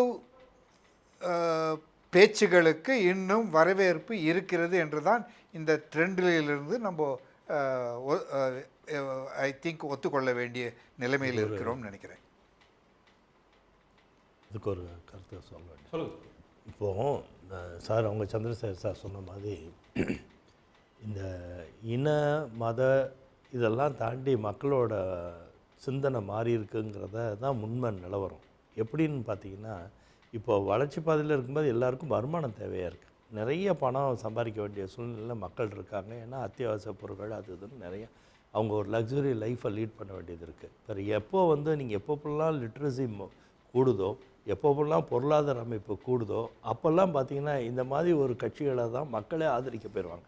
ஏன் இப்போ கம்யூனிசம் வெஸ்ட் பெங்காலில் இல்லாமல் போயிடுச்சு, இப்போ கடைசியில் தொங்கிட்டு இருக்கிறது கேரளாவில், அவங்க போயிடுவாங்க சீக்கிரமே, அதுவும் போயிடும். என்ன காரணம்னு பார்த்தீங்கன்னா, எப்போதுமே நீங்கள் வறுமை கோட்டு கீழே இருக்க அது வறுமைன்னு பேசி அவங்களே ஒரு துன்பத்தில் இருக்காங்க. துன்பத்தில் இருக்கவங்கள வெறும் வறுமையை பேசுகிறதோட வறுமையை எப்படி தீர்க்கிறதுங்கிற எண்ணத்தை எடுத்துகிட்டு வரணும். 25 கோடி மக்கள் வறுமையிலேருந்து மேலே எடுத்துகிட்டு வந்ததெல்லாம் ஒரு மிகப்பெரிய சிக்னிஃபிகண்ட் எஃபர்ட் அவங்க மோடி அவர்கள் பண்ண எஃபர்ட்டு. இது மாதிரி மக்களுக்கு ஒரு நம்பிக்கை, ஒரு தலைவர்னால் என்னங்க, ஒரு குடும்பத்திலே ஒரு தலைவனாக இருந்தால் அவர் ஒரு நம்பிக்கை கொடுக்கணும். இன்றைக்கி இருக்கிற தலைவர்கள் யாருமே நம்பிக்கை கொடுக்குறது. இப்போ அகிலாஷ் யாதவ் பற்றியெல்லாம் சொல்கிறாங்க, இனிமேலாம் ஜாதி வச்செல்லாம் தமிழ்நாடு மட்டும் இல்லை இந்தியா முழுக்கவே பார்த்திங்கன்னா ஜாதி ஓரியன்டுங்கிறது ஸ்லோவாக டிப்ளீட் ஆகும். ஏன் ஆகும்னா, எல்லாரும் மனசில் வளர்ச்சியில் இருக்க பிரெயின், எல்லாருக்கும் படிப்பறிவு கூடிக்கிட்டே போகுது. படிப்பறிவு ஒரு சைடு கூட, ஒரு பக்கத்து வளர்ச்சி கூட, அவங்களோட தேவைகளும் ஜாஸ்தியாகுது. ரெண்டாவது, இந்த ஸ்மார்ட் ஃபோன் வந்த பிறகு உலகமயமாக்குனதில் மக்களோட பார்வை ரொம்ப விசாலமாக விரிஞ்சு பறந்து இருக்குது. இப்போ எல்லாருமே யாராச்சும் இன்னொரு உலகத்தோடு தன்னை கம்பேர் பண்ணிக்க வேண்டிய நிலைமையில் இருக்காங்க. இப்போ நம்ம இந்தியாவே உலக பார்வைக்கு நம்ம எடுத்துகிட்டு வந்துட்டோம் அந்த G20லேருந்து. இப்போ குளோபல் வில்லேஜ்னு சொல்கிறதுபடி நம்ம அந்த பார்வைக்கு நம்ம ஏன் போக விரும்ப மாட்டேங்கிறோம். அதை நல்ல விஷனரியாக மோடி அவர்கள் அதை புரிஞ்சுக்கிட்டார். அவர் ஏழ்மையிலேருந்து இருந்து வந்தா கூட அவருக்கு இந்த கருத்து ரொம்ப தெளிவா தெரியுது. முஸ்லிம்களுக்கு கொடுத்துருவாங்கன்றதா சார் உலக பார்வை? இல்லைங்க, அதுல வந்து வேற கணக்குங்க. அதுல என்னன்னாங்க, இவங்க வந்து சும்மா இருக்க ஓட்டு முடியாது. கணக்கு இல்லைங்க, ரீடிஸ்ட்ரிபியூட் பண்ணுவோன்னு சொன்னதெல்லாம் இவங்க கொஞ்சம் ஆர்வக்குள்ளார நிறைய காங்கிரஸ் தப்பு கணக்கு பண்ணிட்டாங்க. அவங்க மைனாரிட்டியை போலரைசேஷன் பண்றதுக்கான முயற்சி பண்ணாங்களே, ஏன் யூபியிலே ஈடுபடலை? யூபியில் தானே 18% முஸ்லீம், சாலிடு 18% முஸ்லீம் இருக்காங்களே, அங்கேயே எடுபடலை. இப்போ ஒரே காரணம் என்ன, இப்போ முஸ்லீம்களுக்கு கூட இந்த மாதிரி எண்ணங்களாம் கிடையாதுங்க. அவங்களும் வளர்ச்சி, அவங்களுக்கு வருமானம், பிள்ளைங்க நல்லா படிக்கணும். முஸ்லீம்களுக்கு எம்பி சீட்டே கொடுக்கல, பார்லிமெண்ட்ல உனக்கு இடம் இல்ல, அசெம்பிளில இடம் இல்ல, கூட வளர்ச்சி வேணும் வளர்ச்சி வேணும் பிஜேபிக்கு அவங்களும் ஓட்டு போட்டுருவாங்கன்றீங்க. அப்படித்தானே போட்டு தானே இப்போ யூபியில கூட ஓட்டு வரப்போ 10 சீட்டு கூட வரப்போகுது. எப்படி வரப்போகுது? அவங்க ஓட்டு போடாமல் எப்படி வர முடியும்? நீங்க நல்லா யோசிச்சு. கார்த்திகேயன், அப்படித்தானா மக்கள் மனநிலைய ஒரு வளர்ச்சி பொருளாதார முன்னேற்றம் அப்படின்னு வர்றப்ப மக்களோட மைண்ட் செட் மாறுது. அதை மோடியும் பிஜேபியும் புரிஞ்சுக்கிட்ட அளவுக்கு எதிர்க்கட்சிகள் புரிஞ்சுக்கல அப்படின்னு திரு அர்ஜுனமூர்த்தி சார் சொல்றாரு. அவர் சொன்னபோது வந்து கல்வியில மக்கள் அதிகமாக வளர்ந்துருக்காங்க, கல்வி ரீதியாக வளர்ந்துருக்காங்க, சமூக ரீதியாக உலகளாவிய பார்வை இருக்குது புதிய தொழில்நுட்பத்தினால அப்படின்னு சொல்கிறாரு. உண்மையிலேயே கல்வியில் வளர்ந்தவங்க உலகளாவிய பார்வை இருக்குன்னா வந்து ஊடுருவல்காரர்கள்னு சொல்லும் பொழுதும் அதிக பிள்ளை குட்டி பெற்றுக்கொள்பவர்கள் இல்லை தாலியை பிடுங்கி இவங்களுக்கு கொடுத்துருவாங்கன்னு பேசுகிறதோ இல்லை பிற்படுத்தப்பட்ட பட்டியலின மக்களுடைய இடஒதுக்கீடை பிடுங்கி வந்து சிறுபான்மையினருக்கு முஸ்லீம்களுக்கு கொடுத்துருவாங்கன்னு சொல்லும் பொழுது அதை வந்து கல்வியிலையும் சரி உலகளாவிய பார்வை கொண்ட யாராவது ரசிப்பாங்களா? அது வளர்ச்சி ஏதாவது ஒரு விதத்தில் அவர் பிரதமருடைய அந்த பேச்சுக்கள் எல்லாமே வளர்ச்சி சார்ந்தா? ஓட்டு ஜிஹாதுன்ற வார்த்தைன்றது வளர்ச்சிக்கோட ஏதாவது விதத்தில் சம்மந்தப்பட்டிருக்கா? அப்போ வந்து உண்மையிலேயே கல்வி ரீதியாக சமூக ரீதியாக உலகளாவிய பார்வை கொண்ட மக்களாக இருந்தால், குறிப்பாக இளைஞர்களாக இருந்தால், வேலையின்மை பிரச்சனை பெரிய பிரச்சனையாக இருக்கும் பொழுது, வறுமை இவ்வளோ பிரச்சனை இருக்கும் பொழுது அவர்கள் இத்தனை பார்வை மேம்பட்டவர்களாக இருந்தால் அந்த பிரதமருடைய அந்த பார்வையை வந்து ஏற்றுக்கொள்வார்களா? அதற்காக வாக்களிப்பாங்களா? அந்த ஒரு காரணத்திற்காகத்தான் இந்த கருத்து கணிப்பில் இருக்கக்கூடிய பல்வேறு விஷயங்களை வந்து நான் மறுதளிக்க வேண்டியதாக இருக்குது. சரி, நீங்கள் இது எப்படி வருதுன்றது first of all don't jump the gun. இது வந்து எக்ஸிட் போல் தான். நம்ம நாளானிக்கு 2 நாள் கழிச்சு தான் தெரிய போகுது. ஆனால் இத்தனை ஒரு பக்கம் வளர்ச்சியை பேசிட்டு இன்னொரு பக்கம் முஸ்லீம்களுக்கு எதிராக அருவருக்கத்தக்க பிரச்சாரம் செய்கிறத வந்து எந்த விதத்தில் வந்து நியாயப்படுத்த முடியும்? அது வந்து மக்கள்கிட்ட ஒரு கான்ஃபிடென்ஸை இன்ஸ்பயர் பண்ணுதுன்னு பேசுவதற்கு இல்லையா? அது உண்மையிலேயே மோசம். எப்படி வந்து மக்கள் வந்து அதை அந்த பேச்சு பேச போகக்கூடியவர், நீங்கள் அவருடைய பிரச்சாரத்தில் மேலோங்கி இருந்தது எது? முஸ்லீம்களுக்கு எதிரான பேச்சு தான், முஸ்லீம் வெறுப்பு தான். ஹேட் ஸ்பீச் பேசிட்டு மக்களுக்கு கல்வி கூடியிருக்கு, உலக அளவில் வந்து பார்வை வச்சுருக்காங்க, குளோபல் வியூஸ் வச்சுருக்காங்க, வேர்ல்டு வியூஸ்ன்னு சொல்லும் பொழுது அப்போ அந்த மக்கள் இதுக்கு எதிராக தானே வந்து அது சிறுபான்மையினராக இருந்தாலும் சரி இந்துக்களாக இருந்தாலும் சரி கல்வி வேணும் வளர்ச்சி அடையணும்னு நினைக்கக்கூடியவர்கள் நிச்சயமாக அதுக்கு எதிரான சிந்தனையை மாற்று சிந்தனையை தானே வச்சுருப்பாங்க. அவர்கள் எப்படி இவர்களுக்கு வாக்களிப்பாங்க?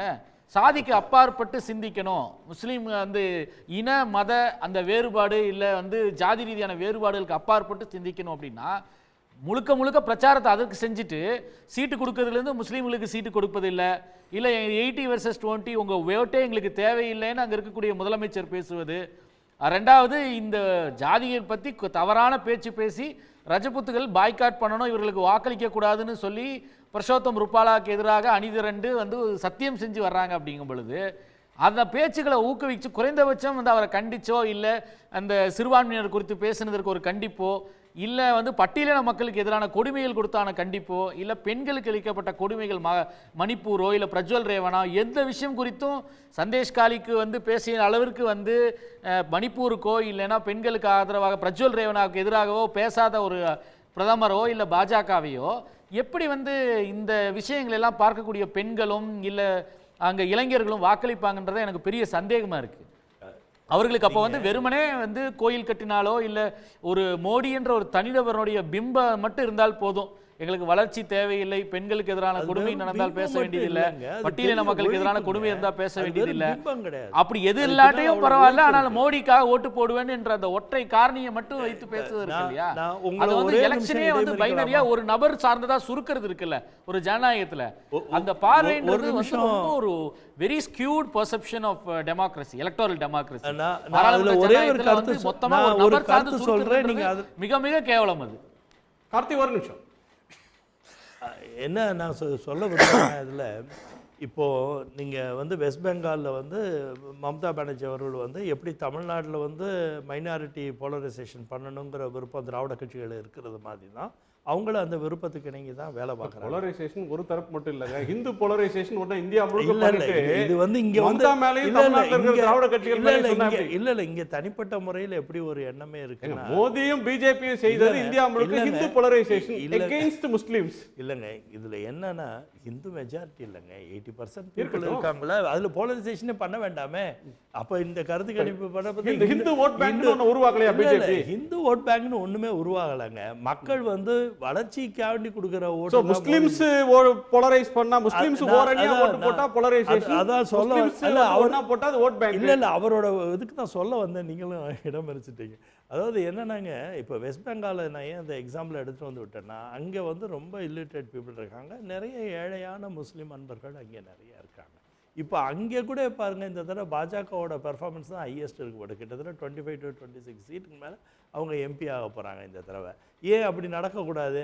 அடுத்த எலெக்ஷனில் மம்தா பானர்ஜி வந்து தோக்குறதுக்கே நிறைய வாய்ப்பு இருக்குங்கிறத நிறைய சஃபாலஜிஸ்ட் இப்போவே இன்னும் டீட்டெயிலாக பார்க்கணும். அதில் வந்து லெஃப்ட் என்ன ப்ளே பண்ணாங்க, காங்கிரஸ் வேண்டாம் அப்படின்னு தனியாக போனதுனால முழுக்க சஃபர் ஆகுதா? இருக்கலாம், ஏதோ ஒரு ஃபேக்டர்ஸ் இருக்கலாம். மோடி எதிர்ப்பு ஓட்டு, anti BJP oats west Bengal. இப்போ தமிழ்நாட்டை பொறுத்தவரையிலும் ஒரு கூட்டணி திரு ஸ்டாலின் அவர்கள் தலைமையில் டிராவல் ஆகுது. அந்த கூட்டணியில் ஓட்டு சிதறல் இல்லை. ஸோ வெஸ்ட் பெங்காலில் இந்தியா கூட்டணின்னு ஒன்று கண்டெஸ்ட் பண்ணல, அங்கே வந்து 2 அணி. நான் இஸ்லாமியர்களுக்காண்டி பேச வந்தேன். ஏன்னா இஸ்லாமியர்கள் டென்ஸாக இருக்க பாப்புலேஷன் அதிகமாக இருக்கிற இடம் வந்து வெஸ்ட் பெங்கால்லையும் யூபிலையும் அதிகமாக இருக்காங்க. யூபியில் வந்து கன்சிஸ்டண்ட்டாக ப்ரூவ் ஆயிடுச்சு. நான் இப்போ ஆரம்பித்தோடனே சொன்னேன், யூபியில் அன்பர்கள், இஸ்லாமிய அன்பர்கள்ட்ட பேசும்போது அவங்க ஏகோபித்த வரவேற்பு மோடி அவர்கள் மேலே இருக்கிறத கண்கூடாக நான் கண்ணால் பார்த்துட்டு வந்திருக்கேன். அங்கேயும் இப்போ இந்த தடவை வந்து மம்தா பானர்ஜி தோற்று பிஜேபி ரொம்ப ஹையஸ்ட் ஆர்டர் ஆஃப் எம்பிஸ் எடுக்கும்போது என்ன ஆயிருதுன்னா, எடுக்கும்போதுன்னு சொல்லாதீங்க. இல்லை எடுக்கிறாங்க, கண்டிப்பாக எடுக்கிறாங்க சார். இல்லை சார், இல்லை நீங்கள் அதை தவறா, எக்ஸாக்ட் போல் இன்னும் வரல, இது எக்ஸிட் போல் தான். இல்லை ஈஸ்ட், நான் என்னோட எக்ஸிட் நீங்கள் வந்து நானே சொன்னேன் பாருங்க, எங்களை பொறுத்த வரைக்கும் வெஸ்ட் பெங்கால் 42 இல்லைங்க, நாங்களே ஒரு சஃபாலஜிஸ்ட் டீம் வச்சுருக்கோம், அதை வச்சே சொல்கிறேன். வெஸ்ட் பெங்காலில் 42, அதில் வந்து 18 தான் போன தடவை நாங்கள் ஜெயித்தோம். இந்த தடவை 24 சீட்டு ஜெயிக்க போகிறோம். 6 கூடுது. அது இல்லாமல் பீகாரில் வந்து நம்ம இந்த தடவை நல்லா ஒரு பண்ணுறோம், கிட்டத்தட்ட 16 சீட்டு இருக்கோம். ஜார்க்கண்டில் 12 சீட்டு. போன முறையே பீக் சார், 40-38 போன முறை பீகாரில். வெஸ்ட் பெங்காலில் 2019 இருந்த நிலையை விட இப்போது வந்து காங்கிரஸ் இடதுசாரிகளுடைய அணி வந்து தீவிரமாக வேலை செய்கிறார்கள்.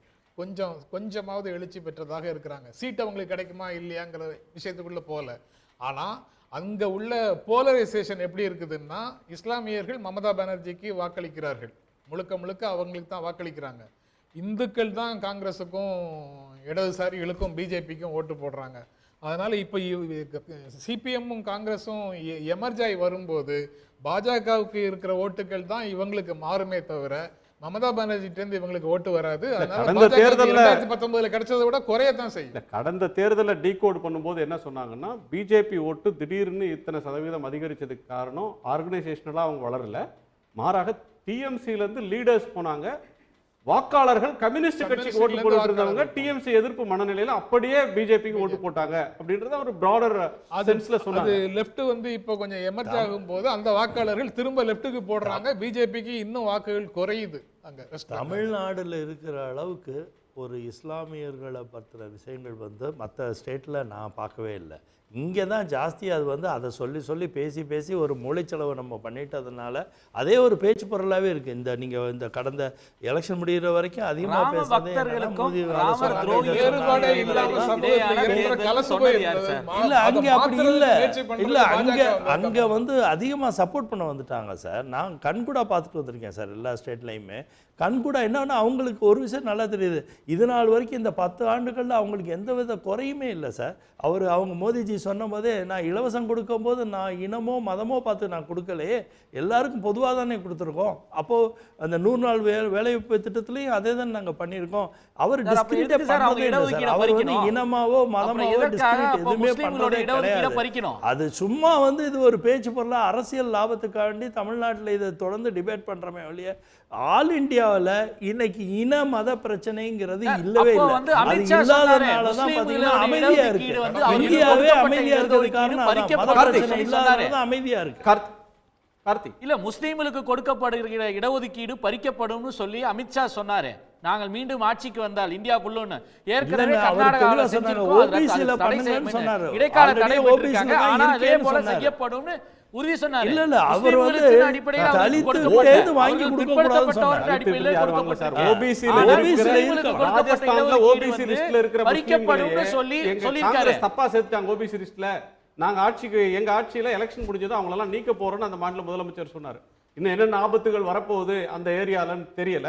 திரு ரவீந்திரன் ஒரு ஆபத்து மக்களுக்கு வராது பிஜேபியில இருந்து. திரு ரவீந்திரன் தேசிய அளவு அஜெண்டாவை டிக்ளேர் பண்ணது வந்து அமித்ஷா தானே. முஸ்லீம்களோட இடஒதுக்கீடு அவர்களை பிற்படுத்தப்பட்ட ஒரு பட்டியலிருந்து நீக்குவோம், அவர்களை ரத்து செய்வோம்னு சொல்லி சொன்னது அமித்ஷாவா இல்லையா?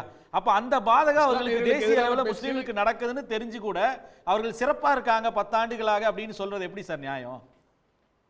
இந்த தேர்தல்ல மட்டும் இல்ல, கடந்த கால தேர்தல்கள்ல கூட பயங்கரவாதிகளுக்கு ஏற்கனவே 20 வருஷத்துக்கு முன்னாடியே தண்டனைகள் கொடுக்கப்பட்டு விட்டது அப்படின்னு சொல்லி குஜராத்ல பிரச்சாரம் பண்ணது உட்பட பல்வேறு இடங்கள்ல அவங்க பேசினது வந்து இஸ்லாமியர்களை குறிவைத்து அவர்களுக்கு எதிராக பேசியதாக இருக்கு. யோகி ஆதித்யநாத் ராம பக்தர்களுக்கும் ராமர் துரோகிகளுக்கும் சொன்னது யோகி ஆதித்யநாத். இதை விட வேற போலரைஸ் பண்றதுக்கு வேற பேச்சு வேணுமா? தொடர்ந்து பேசலாம். திரு ரவீந்திரன் துரைசாமி, திரு ரவீந்திரன், எங்கெங்கயோ போறோம். தேர்தல் ஒரு எக்ஸிட் போல் நாள்ல அவ்வளோ டீப்பா நாம பேச வேண்டியதில்லை. எக்ஸாக்ட் போல் வந்த பிறகு எந்த தொகுதியில எந்த மாநிலத்துல எந்த கட்சிக்கு டிக்ளைன் இருக்கு, யாரு அதிகமா வந்திருக்காங்க, என்ன ஓட் ஷேர், இந்த அடிப்படையில் நாம வந்து விரிவா அன்றைக்கு பேசலாம். இப்போ கொஞ்சம் மேலெழுந்த வாரியா சில தலைப்புகள் மாதிரி சிலவற்றை பேசிட்டு போறது பொருத்தமா இருக்கும். ஒரு பிராட் ட்ரெண்ட் வந்து பிஜேபி ஆட்சி அப்படின்ற ஒரு கோணம் வருது. ஆனா காங்கிரஸ் முக்து பாரத் கிடையாது, காங்கிரஸ் தான் எதிர்கட்சி அப்படின்ற ஒரு இடத்துக்கு வருது. போன முறை வாங்கின ஓட்ட எண்ணிக்கையை விட காங்கிரஸ் கூடுதலா பெறதுக்கான இண்டிகேஷன்ஸ் தெரியுது. இந்த கோணத்துல பார்க்கிறப்ப கண்டிப்பா காங்கிரஸுக்கு ஓட் பெர்சன்டேஜ் கூடும், பாஜகவுக்கு ஓட் பெர்சன்டேஜ் கூடும். இது இந்த எக்ஸிட் ஒப்பீனியன் வரும்போதே நாம பேசின விஷயம்தான். காங்கிரஸ் அந்த ஓட் பெர்சன்டேஜ் கூடுறதுக்கு காரணம் ராகுல் காந்திக்கு உழைப்பு. அது மட்டுமல்ல, ஒரு நேஷனல் பார்ட்டியா பிஜேபியை எதிர்கொள்றது காங்கிரஸ் தாங்கிற ஒரு சூழ்நிலையிலும் அவங்களுக்கு வந்து நிச்சயமா வந்து வாக்கு வங்கி முன்ன விட கூடத்தான் செய்யும். ஆனால் அதே வேளையில் only national leader, strong and powerful national லீடருங்கிறதுல மோடிக்குள்ள அந்த மக்கள் ஆதரவுங்கிறது காங்கிரஸுக்கு சீட் கன்வெர்ட்டபிலிட்டியை பெரிய அளவில் பாதிக்குது. அதைத்தான் நீங்கள் தெளிவாக பார்த்துக்கலாம். மத்திய பிரதேஷ், ராஜஸ்தான், இமாச்சல், சத்தீஸ்கர் ஆல்மோஸ்ட் காங்கிரஸும் பிஜேபியும் 1-1 மோதக்கூடிய மாநிலங்களில் மக்களவை என்றால் மோடியின் பங்களிப்பு அசாத்தியமாக இருக்கும். சட்டமன்றம் என்றால் காங்கிரஸ் நன்றாக இருக்கும். பாராளுமன்றம் என்றால் காங்கிரஸ் வந்து சட்டமன்றத்தோட பின்னடைவை சந்திச்சிருக்கும். இதை நீங்கள் பார்த்தீங்கன்னா எல்லா டேம்ஸ் 3 தடவையும் மோடி வெற்றி பெற்ற இப்போ வெற்றி பெறுவாருங்க நம்பிக்கையில் தெளிவாக சொல்றேன். இன்னொரு பாயிண்ட் நம்ம பேச வேண்டியது இருக்கு. மாயாவதி அப்படின்ற ஒரு ஃபேக்டர் முக்கியமான ஒண்ணு. மாயாவதி போட்ட ஓட்டுனால வாஜ்பாய் கவர்மெண்ட் கவிழ்ந்தது. வாஜ்பாய் வந்து ஆட்சி கவிழ்ந்தப்ப ஒன்று சொன்னார், 1999 பகுஜன் சமாஜ் எங்களை ஆதரித்து ஓட்டு போடுறோன்னு சொன்னாங்க. கடைசி நேரத்தில் மாயாவதி மனம் மாறி எங்களுக்கு எதிராக ஓட்டு போட்டாங்க, அதனால நாங்கள் தோத்தோம் அப்படின்னாங்க. எவ்வளவு மோசமாக என்ன அலை வீசின தேர்தலையும் கூட ஒரு 10 சீட்டு அப்படின்றது பிஎஸ்பிக்கு கண்டிப்பாக கிடைக்கும். போன தேர்தலில் 10 சீட் ஜெயிச்சாங்க. இந்த தேர்தலில் மாயாவதின்ற ஃபேக்டர் என்ன ஆகும் அப்படின்னு தெரியல. ரீஜனல் பார்ட்டிஸ்க்கு, காங்கிரஸ்க்கு ஒரு ரிவைவல் இருக்கு. ரீஜனல் பார்ட்டிஸ் அப்படின்னு எடுத்துக்கிட்டா நவீன் பட்நாயக் அவருடைய ஆட்சியை தக்க வச்சுக்குவாரா? ஜெகன் இளம் தலைவர், ஆந்திராவில் ரொம்ப செல்வாக்காக இருக்கக்கூடிய ஒரு லீடர். பார்லிமெண்ட் ட்ரெண்ட்ஸ் வந்து ஒரு அவருக்கு நெகட்டிவா சில எக்ஸிட் போல்ஸ் சொல்லுது. அசம்பிளியில் அவருக்கு எப்படி இருக்கும் அப்படின்னு தெரியல. அடுத்ததாக அவங்க 2 பேருமே, நவீனும் சரி, நவீன் பட்நாயக்கும் ஜெகன் ரெட்டியும் ஒரு பிஜேபியை எல்லா குரூஷியல் டயத்திலையும் ஆதரிச்சுட்டு வந்தவங்க தான். அடுத்ததா இன்னொரு ஃபேக்டர் தமிழ்நாட்டில் ஸ்பெசிஃபிக்காக எடுத்துக்கிட்டோம்னா திமுகவோட பெர்ஃபார்மன்ஸ் அண்ட் ஏடிஎம்கேவோட பெர்ஃபார்மன்ஸ். இதை பற்றி உங்கள் வியூஸ்? அதில் நவீன் பட்நாயக்கை பொறுத்தளவில் அவர் மக்களவையை விட சட்டமன்றத்துக்கு அதிக வாக்களை தான் 19 எடுத்திருந்தார் சைமல்டேனியஸாக வரும்போது. ஸோ சட்டமன்றம்னா அவரை ஏற்றுக்கிட்ட ஒரு சூழல் அங்கே இருந்தது. இந்த முறை பாஜக ஆட்சி அமைப்புங்கிறத மோடியே சொல்லியிருக்கிறாரு. இந்த முறை அந்த டிஃபரன்ஸ் எப்படி இருக்குங்கிறத நாம பார்க்கணும். பாஜக ஆட்சி அமைக்கணும் மோடி சொன்னார். நான் ஒடிசாக்கு போகும்போது இனிமே அவர் ரிட்டையர் ஆயிடுவாரு, நீங்க பிஜேபி கவர்மெண்ட் தான், இப்பவும் அதை சொல்லியிருக்காரு. எஸ் அதில் வந்து அசம்பிளின்னா அவர் கொஞ்சம் பெட்டராக பெர்ஃபார்ம் பண்ணுறாரு நவீன் பட்நாயக்ங்கிறது நாம் கடந்த கால டேட்டாவிலேருந்து பார்க்குறோம். அதே இது வந்து ஜெகனுக்கும் அது இருக்க வாய்ப்பு இருக்குது. பட் அது ஜெகனை பொறுத்தளவில் சந்திரபாபு நாயுடுக்கு அரெஸ்ட் ஒரு சிம்பதி கொடுத்துருக்கிறதும், பவன் கல்யாண் காபு கம்யூனிட்டியை ரெப்ரசன்ட் பண்ணக்கூடிய ஜாதி கட்சி தான், சினிமா நடிகர்னாலும் ஜாதி கட்சி தான். காலிய ஸ்பேட் எஸ்ஏ ஸ்பேட் போலித்தனமாக பொய்யா சொல்கிறது ரவீந்திர சாமிகிட்ட கிடையாது. அவங்க ரிலேட்டிவான சிரஞ்சீவி நடத்தின அதே ஜாதி கட்சியை தான் சினிமா கிளாமரில் வச்சு நடத்துகிறாரு. அவங்க நாயுடு ரெட்டிக்கு மத்தியில் டிசைடிங் ஃபேக்டராக இருக்கக்கூடியவங்க என்டிஏக்குள்ளே இருக்கிறதும் இந்த முறை ஜெகன் வந்து வீழ்ச்சி அடைவதற்கான வாய்ப்புகள் இருக்குது. அதே வேளையில் வீழ்ச்சி அடைஞ்சாலும் ஜெகன் வந்து ஒற்றையாக நிற்கிறதுனால ஆந்திராவில் சிங்கிள் லார்ஜஸ்ட் ஓட் பர்சன்டேஜ் உள்ள ஒரு லீடராட்டு ஜெகன் நிற்கிறதுக்கான வாய்ப்புகள் பிரகாசமாக இருக்குது. தமிழ்நாட்டை பொறுத்தளவில் அன்னைக்கும் சொல்கிறேன் இன்றைக்கும் சொல்கிறேன், ஸ்டாலின் வர்சஸ் அதர்ஸ் தான் தமிழ்நாடு அரசியல் களம். ஒற்றை தலைமை ஆனது அதிமுகவுக்கு ஒன்றும் பெரிய பலனை கொடுத்துக்கிடாது. திமுகவோட ரொம்ப டிஃபரன்ஸில் தான் அதிமுக இருக்க போகுது. இன்னும் சொல்லப்போனால் காலி ஸ்பேட் எஸ்ஏ ஸ்பேட் மக்கள் திலகம் எம்ஜிஆர், புரட்சி தலைவி ஜெயலலிதா, முத்தமிழறிஞர் கலைஞர் இவங்க வந்து 2 மக்களவை தேர்தலில் மேஜர் பார்ட்னராட்டு தமிழ்நாட்டில் ஜெயித்ததில்லை. அந்த இவங்க செய்யாத சாதனையை ஸ்டாலின் தோட செய்யறதுக்கு சான்ஸும் இருக்குது. ஸோ ரீஜனல் லீடருங்கிறதுல ஜெகனும் தோற்றாலும் ஜெகன் வந்து ஆந்திராவில் நம்பர் 1 லீடராக தான் இருப்பார். வெற்றி பெற வேண்டிய நிர்பந்தத்தில் நவீன் பட்நாயக் இருக்கிறாரு. தோத்தா அவரால் திரும்ப ஃபைட் பேக் பண்ண முடியுமாங்கிறது வந்து அவரோட ஏஜ் அவரை அது அனுமதிக்காதுன்னு நான் கருதுறேன். மிக்க நன்றி. 4ஆம் தேதி விரிவாக பேசலாம். 4ஆம் தேதி வந்து இந்திய ஜனநாயகத்தினுடைய போக்கு எப்படி போக போகுது, ஒவ்வொரு மாநிலத்திலும் என்ன நிலவரம், தமிழ்நாட்டை பொறுத்தவரை ஒவ்வொரு தொகுதியிலும் யார் பின்னால் மக்கள் போயிருக்கிறாங்க, என்ன ஓட் ஷேர் வந்திருக்கு அப்படின்ற அசலான விவரங்களை அன்னைக்கு பேசலாம். இன்றைக்கு வந்திருப்பது ஒரு கணிப்பு, ஊடகங்கள் கணித்த, வெவ்வேறு ஆய்வு நிறுவனங்கள் ஊடகங்கள் கணித்த கணிப்பு தான். இந்த கணிப்பு மெய்யாகவும் இருக்கலாம், பொய்த்தும் போகலாம். இந்த கணிப்பு ஒரு குறிப்பை மட்டும் உணர்த்தலாம். எந்த திசையில் காத்து போகுது அப்படின்ற வீசுதுன்ற ஒன்று அப்படின்ற விஷயத்தில் யாருக்கும் பெரிய டிஃபரன்ஸ் இல்லை. நாம் தொடர்ந்து 4ஆம் தேதி விரிவாக விவாதிக்கலாம். இன்று பங்கேற்று கருத்துக்களை பகிர்ந்து உங்கள் அனைவருக்கும் நன்றி. மீண்டும் சந்திப்போம். இது சிறப்பு தேர்தல் நேரலை. உடனுக்குடன் செய்திகளை தெரிந்து கொள்ள சன் நியூஸ் பெல் ஐகானை கிளிக் பண்ணுங்க.